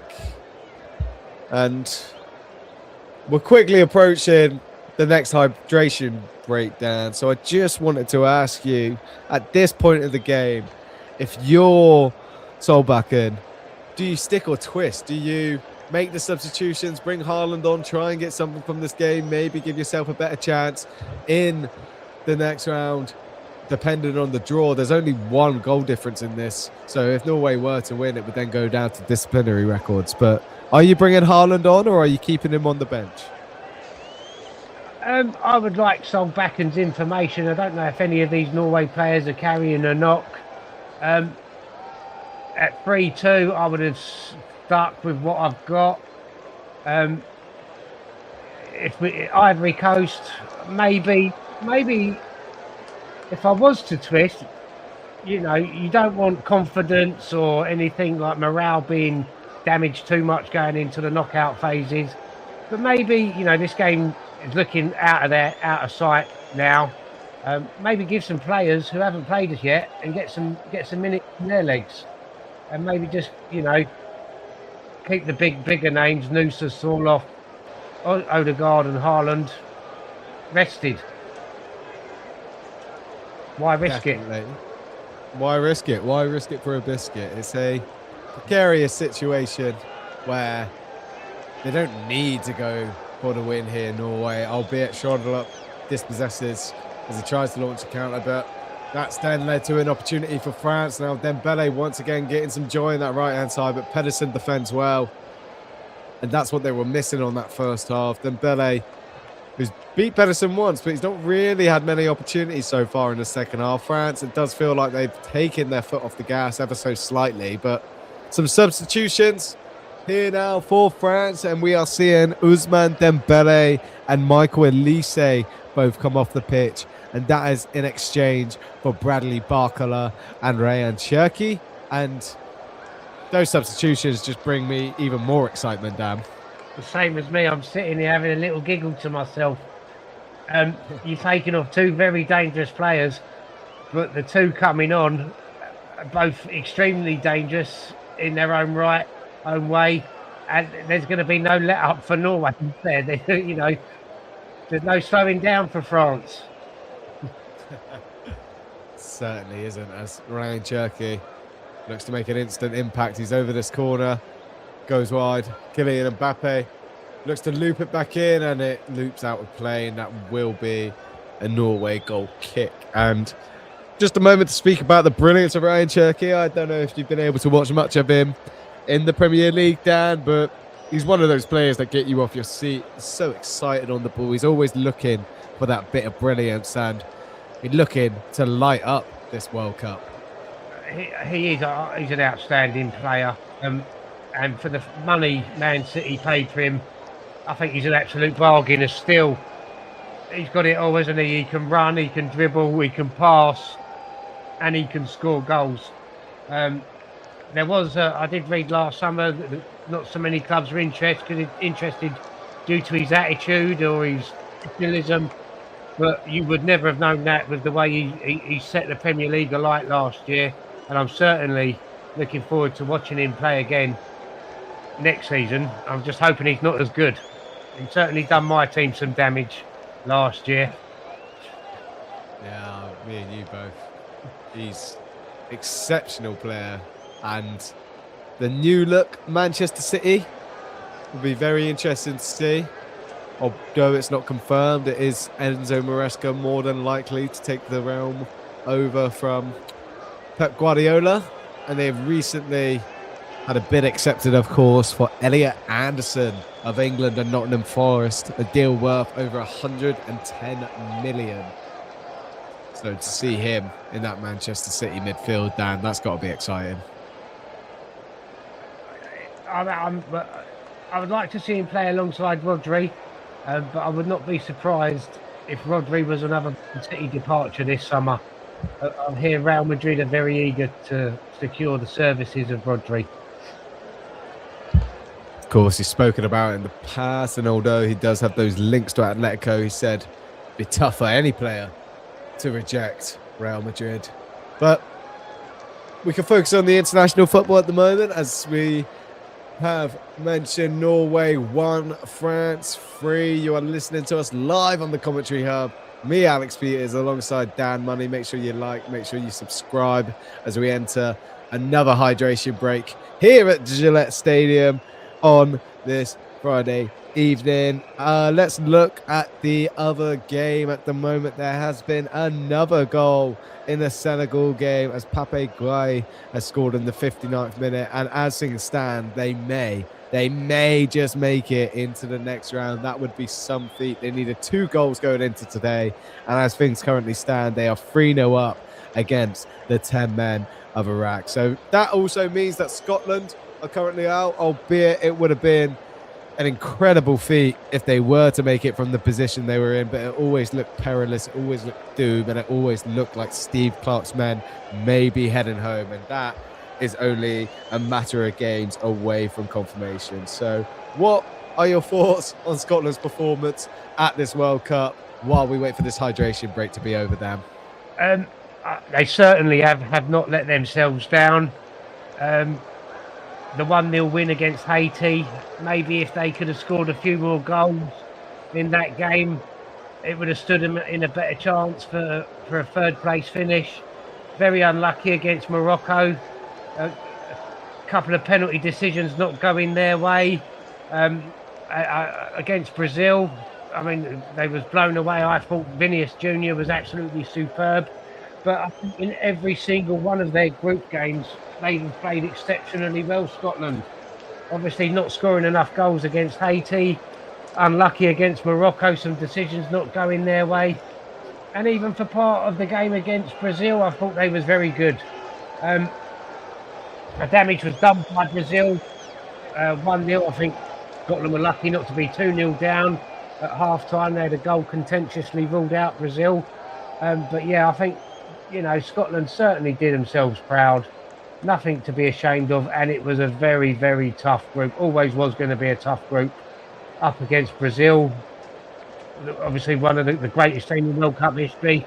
And then Morocco, who I believe are ranked number 5 in the FIFA rankings. So they had their work cut out for them, but I think they've done themselves proud as a nation, Scotland. Thanks, Dan. Yeah, it's great thoughts. It was always going to be a tough ask when we saw the groups drawn, getting placed in that group with Brazil, Morocco, and obviously Haiti as well, who gave a decent account of themselves throughout the World Cup. And as you mentioned, some more goals in that opening game. Very unlucky in the Morocco game to go 1-0 down so quickly, and then they had those few decisions go against them. It's all about luck in these tournaments, Dan, and unfortunately Scotland seem to have ran out of theirs. But just, we have the game underway again now. The hydration break's over. I've just looked at the comments and I see Russ Vernon says that he's enjoying the commentary. Alex and Dan, keep up the great work. Much appreciated, Russ, as always. Thanks very much for listening. Nick, our producer in the private chat, says that Scotland will be back, and that he has no doubt. So the fact they were at this tournament, of course, was a great step towards progress for the Scotland national team. They'll be looking to make further steps at later tournaments as the years go on. But let's focus on this tournament now. It's Norway 1, France 3, 71 minutes on the clock. Upamecano, there's been a Norway substitution in that time. Seen Falconer come off for Langas, who, interestingly enough, Langas plays his football for Derby County. He's a young centre-back, been thrown in to this extraordinary final World Cup group game in Group I. We have a Norway corner, I believe, here. We've got a couple of representatives, haven't we, in the Norway side from the Championship? Yeah, it seems to be a fruitful endeavour for the Norwegians to come and play their trade in the Championship. A lot of players with Championship experience, as we mentioned. The keeper, Selvik, backup keeper at Watford. As the ball comes in for Norway, and Theo Hernandez clears it. And France will be looking to launch a counter. As mentioned, Kylian Mbappe yet to get on the score sheet today. He's provided 2 assists for Ousmane Dembele, but how he would love to get on the score sheet. He could be about to provide a 3rd assist there as the ball was intercepted. Back in possession with Norway. Shortloop looks to make ground, and he can't at the moment. And Norway, who will be ruining that penalty miss in the first 5 minutes of the second half. They've just been unable to really form much attack in this second half, Dan. I've just seen the replay. If they scored that penalty, Oscar Bob just had a fantastic chance with Mangyang making a take down to his right. Take your chances, especially when they're put on a plate for you like the penalty was, and Norway back level. Certainly are. Marcus Pedersen, another opportunity as well. And we can caveat this with the fact that this obviously isn't Norway's strongest team. So Welcome knows that, with qualification for the round of 32 being secured. And they haven't given a terrible account of themselves. All things considered, it looks like we're about to have another yellow card here from Michael Oliver, and that will be for Chouameni, which not too surprising. I think that's his 3rd foul of the game. No, he does tend to like a yellow card, doesn't he? Especially in club football. He certainly does, the Real Madrid player. Picked up a few throughout the league and Champions League campaign as we're watching the Norway fans do their iconic row. I love that. There we are. I think I prefer it to the Poznan if we're talking about Scandinavian or Eastern European celebrations. Oh yeah, this has got to be one of my favourites. Certainly, and the crowd doing it in unison, as you can see there. Some great. I see some footage before the game started of it's happening all over Norway. Hospitals, in the Parliament. It's taken Norway by storm. Get them out there. Truly has. And that is what the World Cup's all about. We love seeing celebrations like that. Seeing a great mix of fans. In the early stages you saw, was it the Mexico and the Japan fans celebrating together? You've seen the Norway row. Saw a great clip of a Congo fan singing the national anthem amongst the Colombian fans, just for them to all celebrate with him once it finished. We have another substitution here, though, in the game we're watching. It's Kanate on for Upamecano, giving a decent account of himself today. Obviously conceded the goal, but I think that came to surprise by everyone, including Norway themselves, as they responded very quickly to Ousmane Dembele's 2nd, just for the Ballon d'Or winner to get his 3rd a couple minutes later. So 75 minutes on the clock, probably about 20 minutes left of this game. Dan, how do you see the rest of this game going?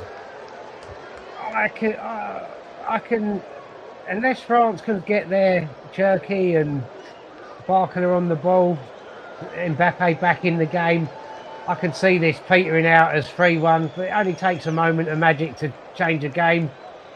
If Norway was to bring on Odegaard or Haaland, they might get one back.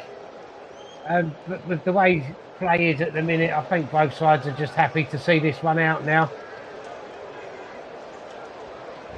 It's less of a disgrace of Guillaume, due to the fact that no other club really suffers from both of these teams not playing out the rest of the game, to be honest, as both sides will be quite happy with the score. But speaking of the score in the other game, it is now 4-0 to Senegal, as Papagaye has scored again in the 71st minute just to strengthen their claim on that possible 3rd place finish and to get themselves into the round of 32. And it would be quite an impressive feat, especially after losing their first 2 games, Norway. So Senegal, apologies. I've just seen in the chat Mike's brought up the Iceland clap, the thunder clap. I can't remember what tournament that was. Was that a World Cup or was that a European Championship? I think it was Euros. Iceland Yeah, have qualified for the World Cup, haven't they? But I think the Icelandic clap started with the Euros when they had knocked England out. Was it 2016? I think you're right, the Roy Hodgson era. Or was it 2012? 2016? Yeah, 16, yeah. It was, yeah, I would love to see those two in action against each other. Kind of like an unstoppable force meets an immovable object, really, isn't it? It would be. There we go, right. But Half a stadium rowing and half a stadium clapping. There we are. So we'll have to watch out on the fixture list if Norway versus Iceland do me, as that will be the battle of the fan celebrations. But here's Norway now, looking to get another goal. It's Oscar Bob, just on the outside of the area. Is that Osnes trying to get the ball into play? It is, but comes back out, and Bradley Barcola is in no rush to get the ball down line, even though he had the opportunity to. I think France, again, showed their brilliance in that first half, and they showed just how devastating they can be. Two teams on the counter.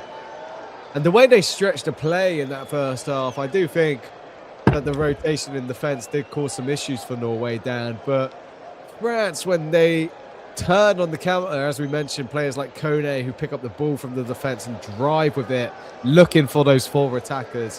When you got that front four running at you, is there any better in international football?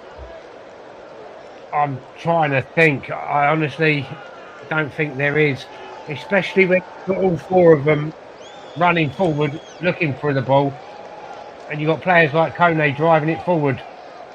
It is a very dangerous front four, and I'd have to spend a lot of time looking to see if there's one that comes close. Definitely. I think you think of all the other sides in international football and their attacking lines. Spain, for all their brilliance, you would typically find in their midfield. England, of course, we do have great attackers, but I wouldn't compare them to this French side. And then all the other sides follow a similar vein where their front fours just don't compare to the pace, the ferocity, the clinicalness of these French attackers. And when they are on form, they are unstoppable. And here they go again. Here's Desiree Doué. And it goes out for a corner, Dan. And I think as well the versatility of the front four, and even those coming to replace the front four that started this game. It's unbelievable, isn't it? It's dangerous, it's frightening, the talent that France have in an attacking sense. Really is. And the ball comes across now. And here is Elise, one of the star members of that attacking four. But even with the substitutions, Ryan Cherky on the ball now, trying to put the ball into play as it's cleared once again, but France still with possession on the outside of the area. Even with the substitutions that come on, you've got absolute brilliance. Only Michael Elise of those players not to play in France. And you mentioned how versatile they are, the fluidity between that front line and the way they can interchange with one another. Of course, you got Doué, Barcola and Dembele, who all play their football in PSG, so they've worked on this week in, week out. But Cherky, formerly of Lyon, of course. Kylian Mbappe, formerly of PSG himself. How he'll be ruined the two Champions Leagues that they've won in his absence. But it's just the side which, as we saw with Spain in 2010, when you can translate what you're doing in club football into international football, it's so hard for teams to deal with this, especially in the short time span that you get to work with your squads in international football. But Didier Deschamps, he always seems to find a way. Yeah, I mean, I totally agree with that statement. It is like they've all played together for so long, isn't it? They all know each other's games. It's the understanding of how each player plays and the understanding of the jobs that each player has to do. Deschamps, Enrique, Guardiola, I think they're fantastic at it. I mean, I don't think Guardiola hasn't managed the national team yet. But yeah, when you can bring your club form and your club excellence, standards, fluidity, performances, international side, the results can be quite frightening and extremely devastating. Certainly can. That's what we've seen from France so far. As a couple more Norway substitutions, as it looks very unlikely that we will be seeing Haaland versus Mbappe today, as he is not part of the double substitution here, as we see Schordelep and Bob come off to be replaced by Antonio Nusa and Jens Peter Haag of Bodo Glimt, veteran left winger, featured in qualifying for Norway, obviously featured in that brilliant run for Bodo Glimt in the Champions League this season, and how he would love to make an impact for his national side here at the Gillette Stadium in Boston. But it's a Norway corner, so a perfect opportunity for the substitutes to make an impact. As Kanate staying to his man, Kone as well. He's all over his defender there. The ball sails in, comes back out wide. Ostergaard tries to head it back into the area, but France now, here they come. And you can hear the crowd roar as they wait for the counter, but Theo Hernandez chooses the sensible option, plays it back to Maxime Lacroix. Maxime Lacroix, for his World Cup debut, yes, they conceded the goal, but he was not at fault for it. He seems to have been solid in that back line for France today, Dan. He's not put a foot wrong, and I can see why he is of interest to to some of the big six clubs in England, and possibly farther afield in Europe. He really has stepped up and taken his chance fantastically today, brilliantly. Excellent performance. Certainly has. The Crystal Palace man, as of the last 48 hours, rumours of that move to Chelsea's centre-back with a lot of pace. And in the last couple of years, he's come on leaps and bounds. He's Conference League winner as well, of course. Community Shield winner, FA Cup winner with Crystal Palace under Oliver Glasner. Michael Elise sharing some of those honours with him before moving to Bayern Munich and having the incredible season that he did alongside Harry Kane in Germany. But looks like we're going to see some more substitutes for France. Speaking of Crystal Palace, Jean-Philippe Mateta looks ready to take the stage. It looks like he'll be joined by Malo Gusto, I believe. So there's 85 minutes on the clock here. It is Norway 1, France 3. You are listening to us live on the Commentary Hub. My name is Alex Peters. Alongside me is Dan Money. Please like, please subscribe. It all helps out the channel. It's an absolute pleasure bringing this game to you today, especially the first half. Just looking through the comments, we have Daniel there saying that he's enjoying the game tonight. Another good game from France, and it really has been, Dan. They've been excellent in these opening three games in the group stages. Now they could have made a number of changes themselves going into this game, but you know, they have shown their opposition respect. They've shown the tournament respect.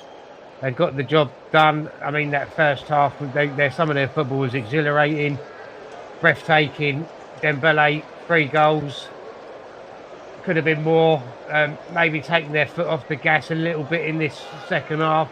Although I must say Norway are not better in this second half. The penalty miss, a chance for Oscar Bob. To be honest, I'm not really remembering too many chances for France in this second half on target, where I know Mbappe got through and Selbek come out, but I don't actually remember another effort on target. I'd have to look back and see if there was one. I'm with you, Dan. I can only recall that other Mbappe shot, that one that sailed over the bar, but they really have taken their foot off the gas. It's an effort from Norway from range. It's Arsenal's sails over, and that will be a goal kick for France and Mike Maignan. But France, they did everything they needed to in the first half, really. And I say France, I mean more so Ousmane Dembele. Obviously, some brilliant play to get the ball out wide to him in the first place. But whether it's the brilliance of Dembele or the not-so-brilliance of Bjorkan, he found joy on that right side 3 times out of 3. And it led to a 25-minute World Cup hat-trick, Dan. I'm still trying to fully process that. Me too. And I was watching the highlight reel when Dembele went off. Even though he's got all 3 goals and he's received brilliant passes to get him, he still had quite a bit of work to do for each and every goal. Cutting in from the right-hand side. I mean, they weren't tap-ins, was they? I mean, he still had a lot of work to do, and he finished fantastically with all 3. And fantastic play from the France attack, but especially Dembele as well. And I think, France have eased off in the second half, and it's lovely to see Mateta get on and represent his country. And it's lovely for the Premier League and the Crystal Palace supporters to see both of their players in the France squad in the World Cup making their debuts today. And I must say, the entertainment value for the second half, I know we haven't seen any goals in the second half, but the entertainment value hasn't dipped that much, has it? No, it would have been a tall order to live up to the first half in the first place. But this second half, it's just showed France have that ability to control a game. Of course, they are doing this in the absence of Didier Deschamps, but as the game's gone on, we're approaching the 89th minute. It's giving them that opportunity to bring on other players such as Jean-Philippe Mateta, who will be looking to get his first World Cup goal. And speaking of first World Cup goals, Dan, before this tournament, Ousmane Dembele had 0 goals in all international tournaments he's played. But after today, he's going to be on 4. Oh, and I can't believe that. He's never scored in a World Cup or a European Championship. That's right. The Ballon d'Or winner up until this tournament had yet to score in an international tournament. Of course, he's plagued by injuries, but to see him up and running now and to get 3 goals, he's making up for lost time, Dan. And I think that segues nicely into who you want your man of the match to be today. And it is Ousmane Dembele. 3 goals. I mean, it's hard not to give some man of the match when they score a hat-trick. But I think he's just been absolutely fantastic out on the right. I know he mainly operates as a number 9 when he plays for PSG, and he can play anywhere across that front line. But the fact he's got a hat-trick, he still had a lot of work to do with all 3 of his goals, and all 3 finishes were absolutely fantastic. And for that reason, Ousmane Dembele is my player of the match for today. Brilliant, Dan. And yes, as you say, it would be very difficult to give that award to anybody else other than the man who got the hat-trick in 25 minutes. So Ousmane Dembele is Dan's player of the match today. As we see, 5 minutes added on here at the Gillette Stadium, entering into the 91st minute as France with the ball out on the far left-hand side. They're looking for a throw-in. They will get one. Theo Hernandez standing over this now. And we have an opportunity to look at the other scoreline in this game as Senegal have bested the amount of goals in this game, but they've done it all by themselves. They currently lead Iraq 5-0. Iraq, of course, down to 10 men after that sending off in around the 30th minute. But that is 5-0 for Senegal. Ndiaye with the goal, and that puts them in good stead to make one of those best third place qualifying spots. But Theo Hernandez blazes a shot over the bar, and that has been emblematic of France's second half here. Just a brazen shot. They've not really tested Selvik, the Watford backup, too much in this first half. He made some great saves in the first half, of course, but France, they did the damage they needed to in that first half. Ousmane Dembele with some brilliance. Kylian Mbappe as well with 2 assists during all of that. Manu Kone, who has been dominant in the midfield, and here he is again running on the ball, just holding everybody off. And so difficult to deal with a player like that, Dan, when his strength, he could just hold anybody off. And that's one of the things that's really impressed me today. He doesn't look like a giant from what I've seen on the screen. I mean, it might look different if I see him in person, but driving forward, he's very difficult. He's been very difficult to get off the ball. I don't recall him losing possession much.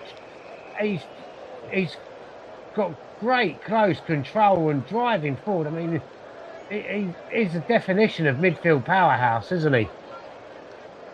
He truly is, and maybe not so much in the technical sense, but in the sense of just that prowess. He really does remind me of Paul Pogba in that midfield, as in terms of just the strength, the ability to hold off his man like it's nothing, and seeing him run through with the ball in the midfield, it's just amazing. I'm sure there'll be plenty of clubs coming in for Kone this summer, but we've got the last 2 minutes here. Here's Bradley Barcola, another player who lots of clubs will be interested in, and it's 4 for France.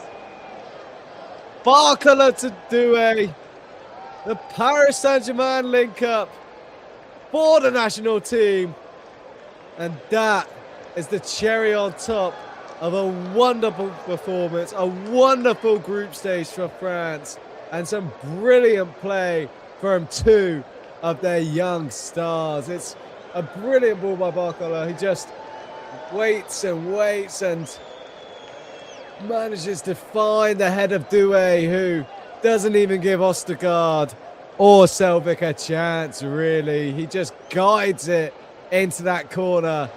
And what a wonderful way to cap off this victory, Dan.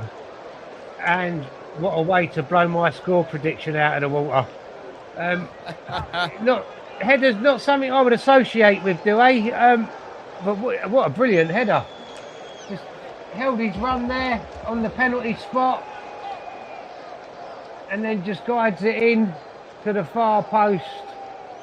Beautiful header. Selvik at full stretch, full reach, just couldn't get anything on it. Beautiful header, and it's no less than what France deserved. I mean, they've been fantastic today, and as you said earlier, that's the icing and the cherry on the cake. It certainly is, even if it meant that your score prediction fails at the last hurrah. It had a good run, especially after the fact that it was 3-1 after 30 minutes or whenever Dembele got his hat-trick. So the fact it held on for so long is impressive, just like Norway's hopes. But unfortunately, Norway will be going home with 0 points today. Not home from the tournament, but home from the game. And that is the full-time whistle as Norway 1, France 4 in this final group stage game in Group I. That means France finish on top of the group with 9 points. They will face Sweden in the round of 32, whereas Norway finished with 6 points in second, and they have a fixture against Ivory Coast. So, Dan, what were your thoughts on that second half and the game as a whole? The game as a whole, very entertaining, really enjoyed it. First half, France, absolutely amazing. Norway, only a couple of glimpses of what they could do going forward, but with the heavily changed first 11 for Norway, I didn't know what to expect for them, and I think France just overpowered them. A lack of familiarity at the back with Norway has cost them. Second half could have been totally different had Larsen scored that penalty. I think had he scored that penalty, making it 3-2, I still think France still have had it in their locker to go up another gear or two. I don't think the outcome would have changed. I think France still would have run out eventual winners. But very impressed with France, and they're looking very good for the rest of the tournament. And let's hope Norway can shrug this off. Let's hope it doesn't affect them mentally, morale, going on into the knockout stages, because obviously they've got some fantastic players in their squad, and we're one of the best centre forwards in world football today in Erling Haaland, and it would be nice to see what Norway can do going forward. Excuse me, but I think, France deserved it, and I think 4-1 is a fair scoreline. Certainly is. That rotated Norway side always had it up against them today. And France were clinical in the attack, especially Ousmane Dembele. 25 minutes. Brilliant performance from France today.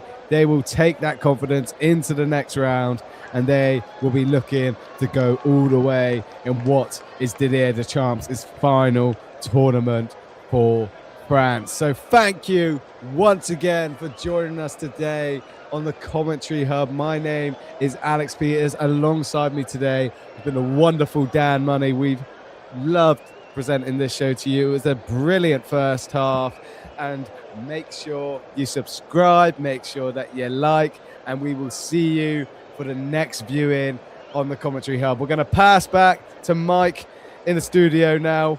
Just there we go. There is our next game, Uruguay versus Spain. It's sure to be a classic, all right? But yeah, thank you once again, and back to Mike. Thank you very much, fellas, and a lovely second half commentary there as well. Really good second half commentary of France's 4-1 victory over Norway. And it's the Dembele show. 3 goals for the French attacker. And Asgard obviously got their Norwegian goal to make it 2-1. And they did have that chance with the penalty as well, which was saved by Jürgen Strand saved by Mike Mannion from Jürgen Strand Larsen's spot kick. And then they did cap it off with Desiree Doué's goal at the end as well to blow Dan's score prediction right out of the water. We've just got a little bit of news on England before we wrap things up as well. And it's regarding Reece James, the England fullback. He has suffered a hamstring injury and he needs to undergo a scan, but looks like he's going to be out of the game tomorrow against Panama. James has played the full 90 minutes in both of England's matches so far at the World Cup, and Reece James was also absent from training today as well. So Reece James is out of England's game against Panama, which will probably see Jed Spence in at right back. I'd probably go with on that for England there and for Thomas Tuchel's men. But it looks like Reece James is out of this game.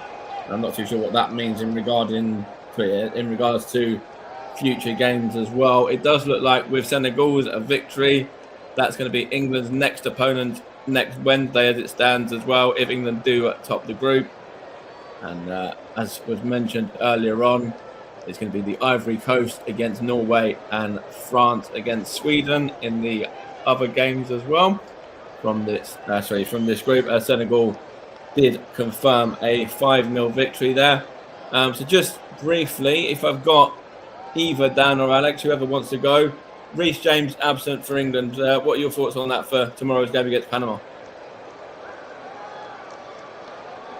Alex? Yeah, I'm more than happy to answer, of course, Mike. I think it's a miss. I think Reece James not being in the squad, somebody who Thomas Tuchel's obviously so familiar with and so used to playing. They've enjoyed so much success together when at Chelsea. However, I do think it gives that opportunity for other members of the squad to come through.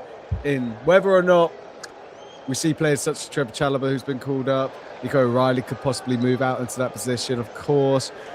But I don't think it's the worst thing in the world. I think Declan Rice, hopefully, we're not going to see that injury be too bad or too long. I think if he was to miss any game of the World Cup, it would be the third group game when qualification looks all but secured. But of course, you would prefer for him not to miss any games, him and Reece James. But I think it gives that opportunity for somebody else in the team to play, especially against Panama, where you would think this would be the real last opportunity for squad players to get some minutes in the World Cup. Yeah, I'd have to agree with that as well. We're going to have to wrap things up here as well now, because we do have another game coming up a little bit later, and that is going to be Uruguay against Spain. But just want to say once again a big thank you to Dan Money and Alex Peters there for the coverage of Norway 1, France 4. And this is the next game here on the screen as well. Thank you to everyone that's tuned in and has listened to the program today. We'll be back a little bit later on to see how Uruguay and Spain do, and then we're also back to see whether Reece James is that much of a miss for England tomorrow against Panama as well. join myself and Paul on that one. Not too sure whether we got anyone presenting, whether Russ is going to be presenting or producing or anything like that. Not 100% sure regarding that at this moment in time. But the next game, as I said, Uruguay and Spain with Nicholas a little bit later on. And just as I say, thank you again for everyone that's listened into this program. And come and join us around about 10 to 1 UK time on Saturday morning. Thank you for listening. And we'll call it there for now. As the French progress as group winners by 4 goals to 1. And it's Ousmane Dembele's hat-trick that is the difference against Norway. We'll be back in around about just under 3 hours' time.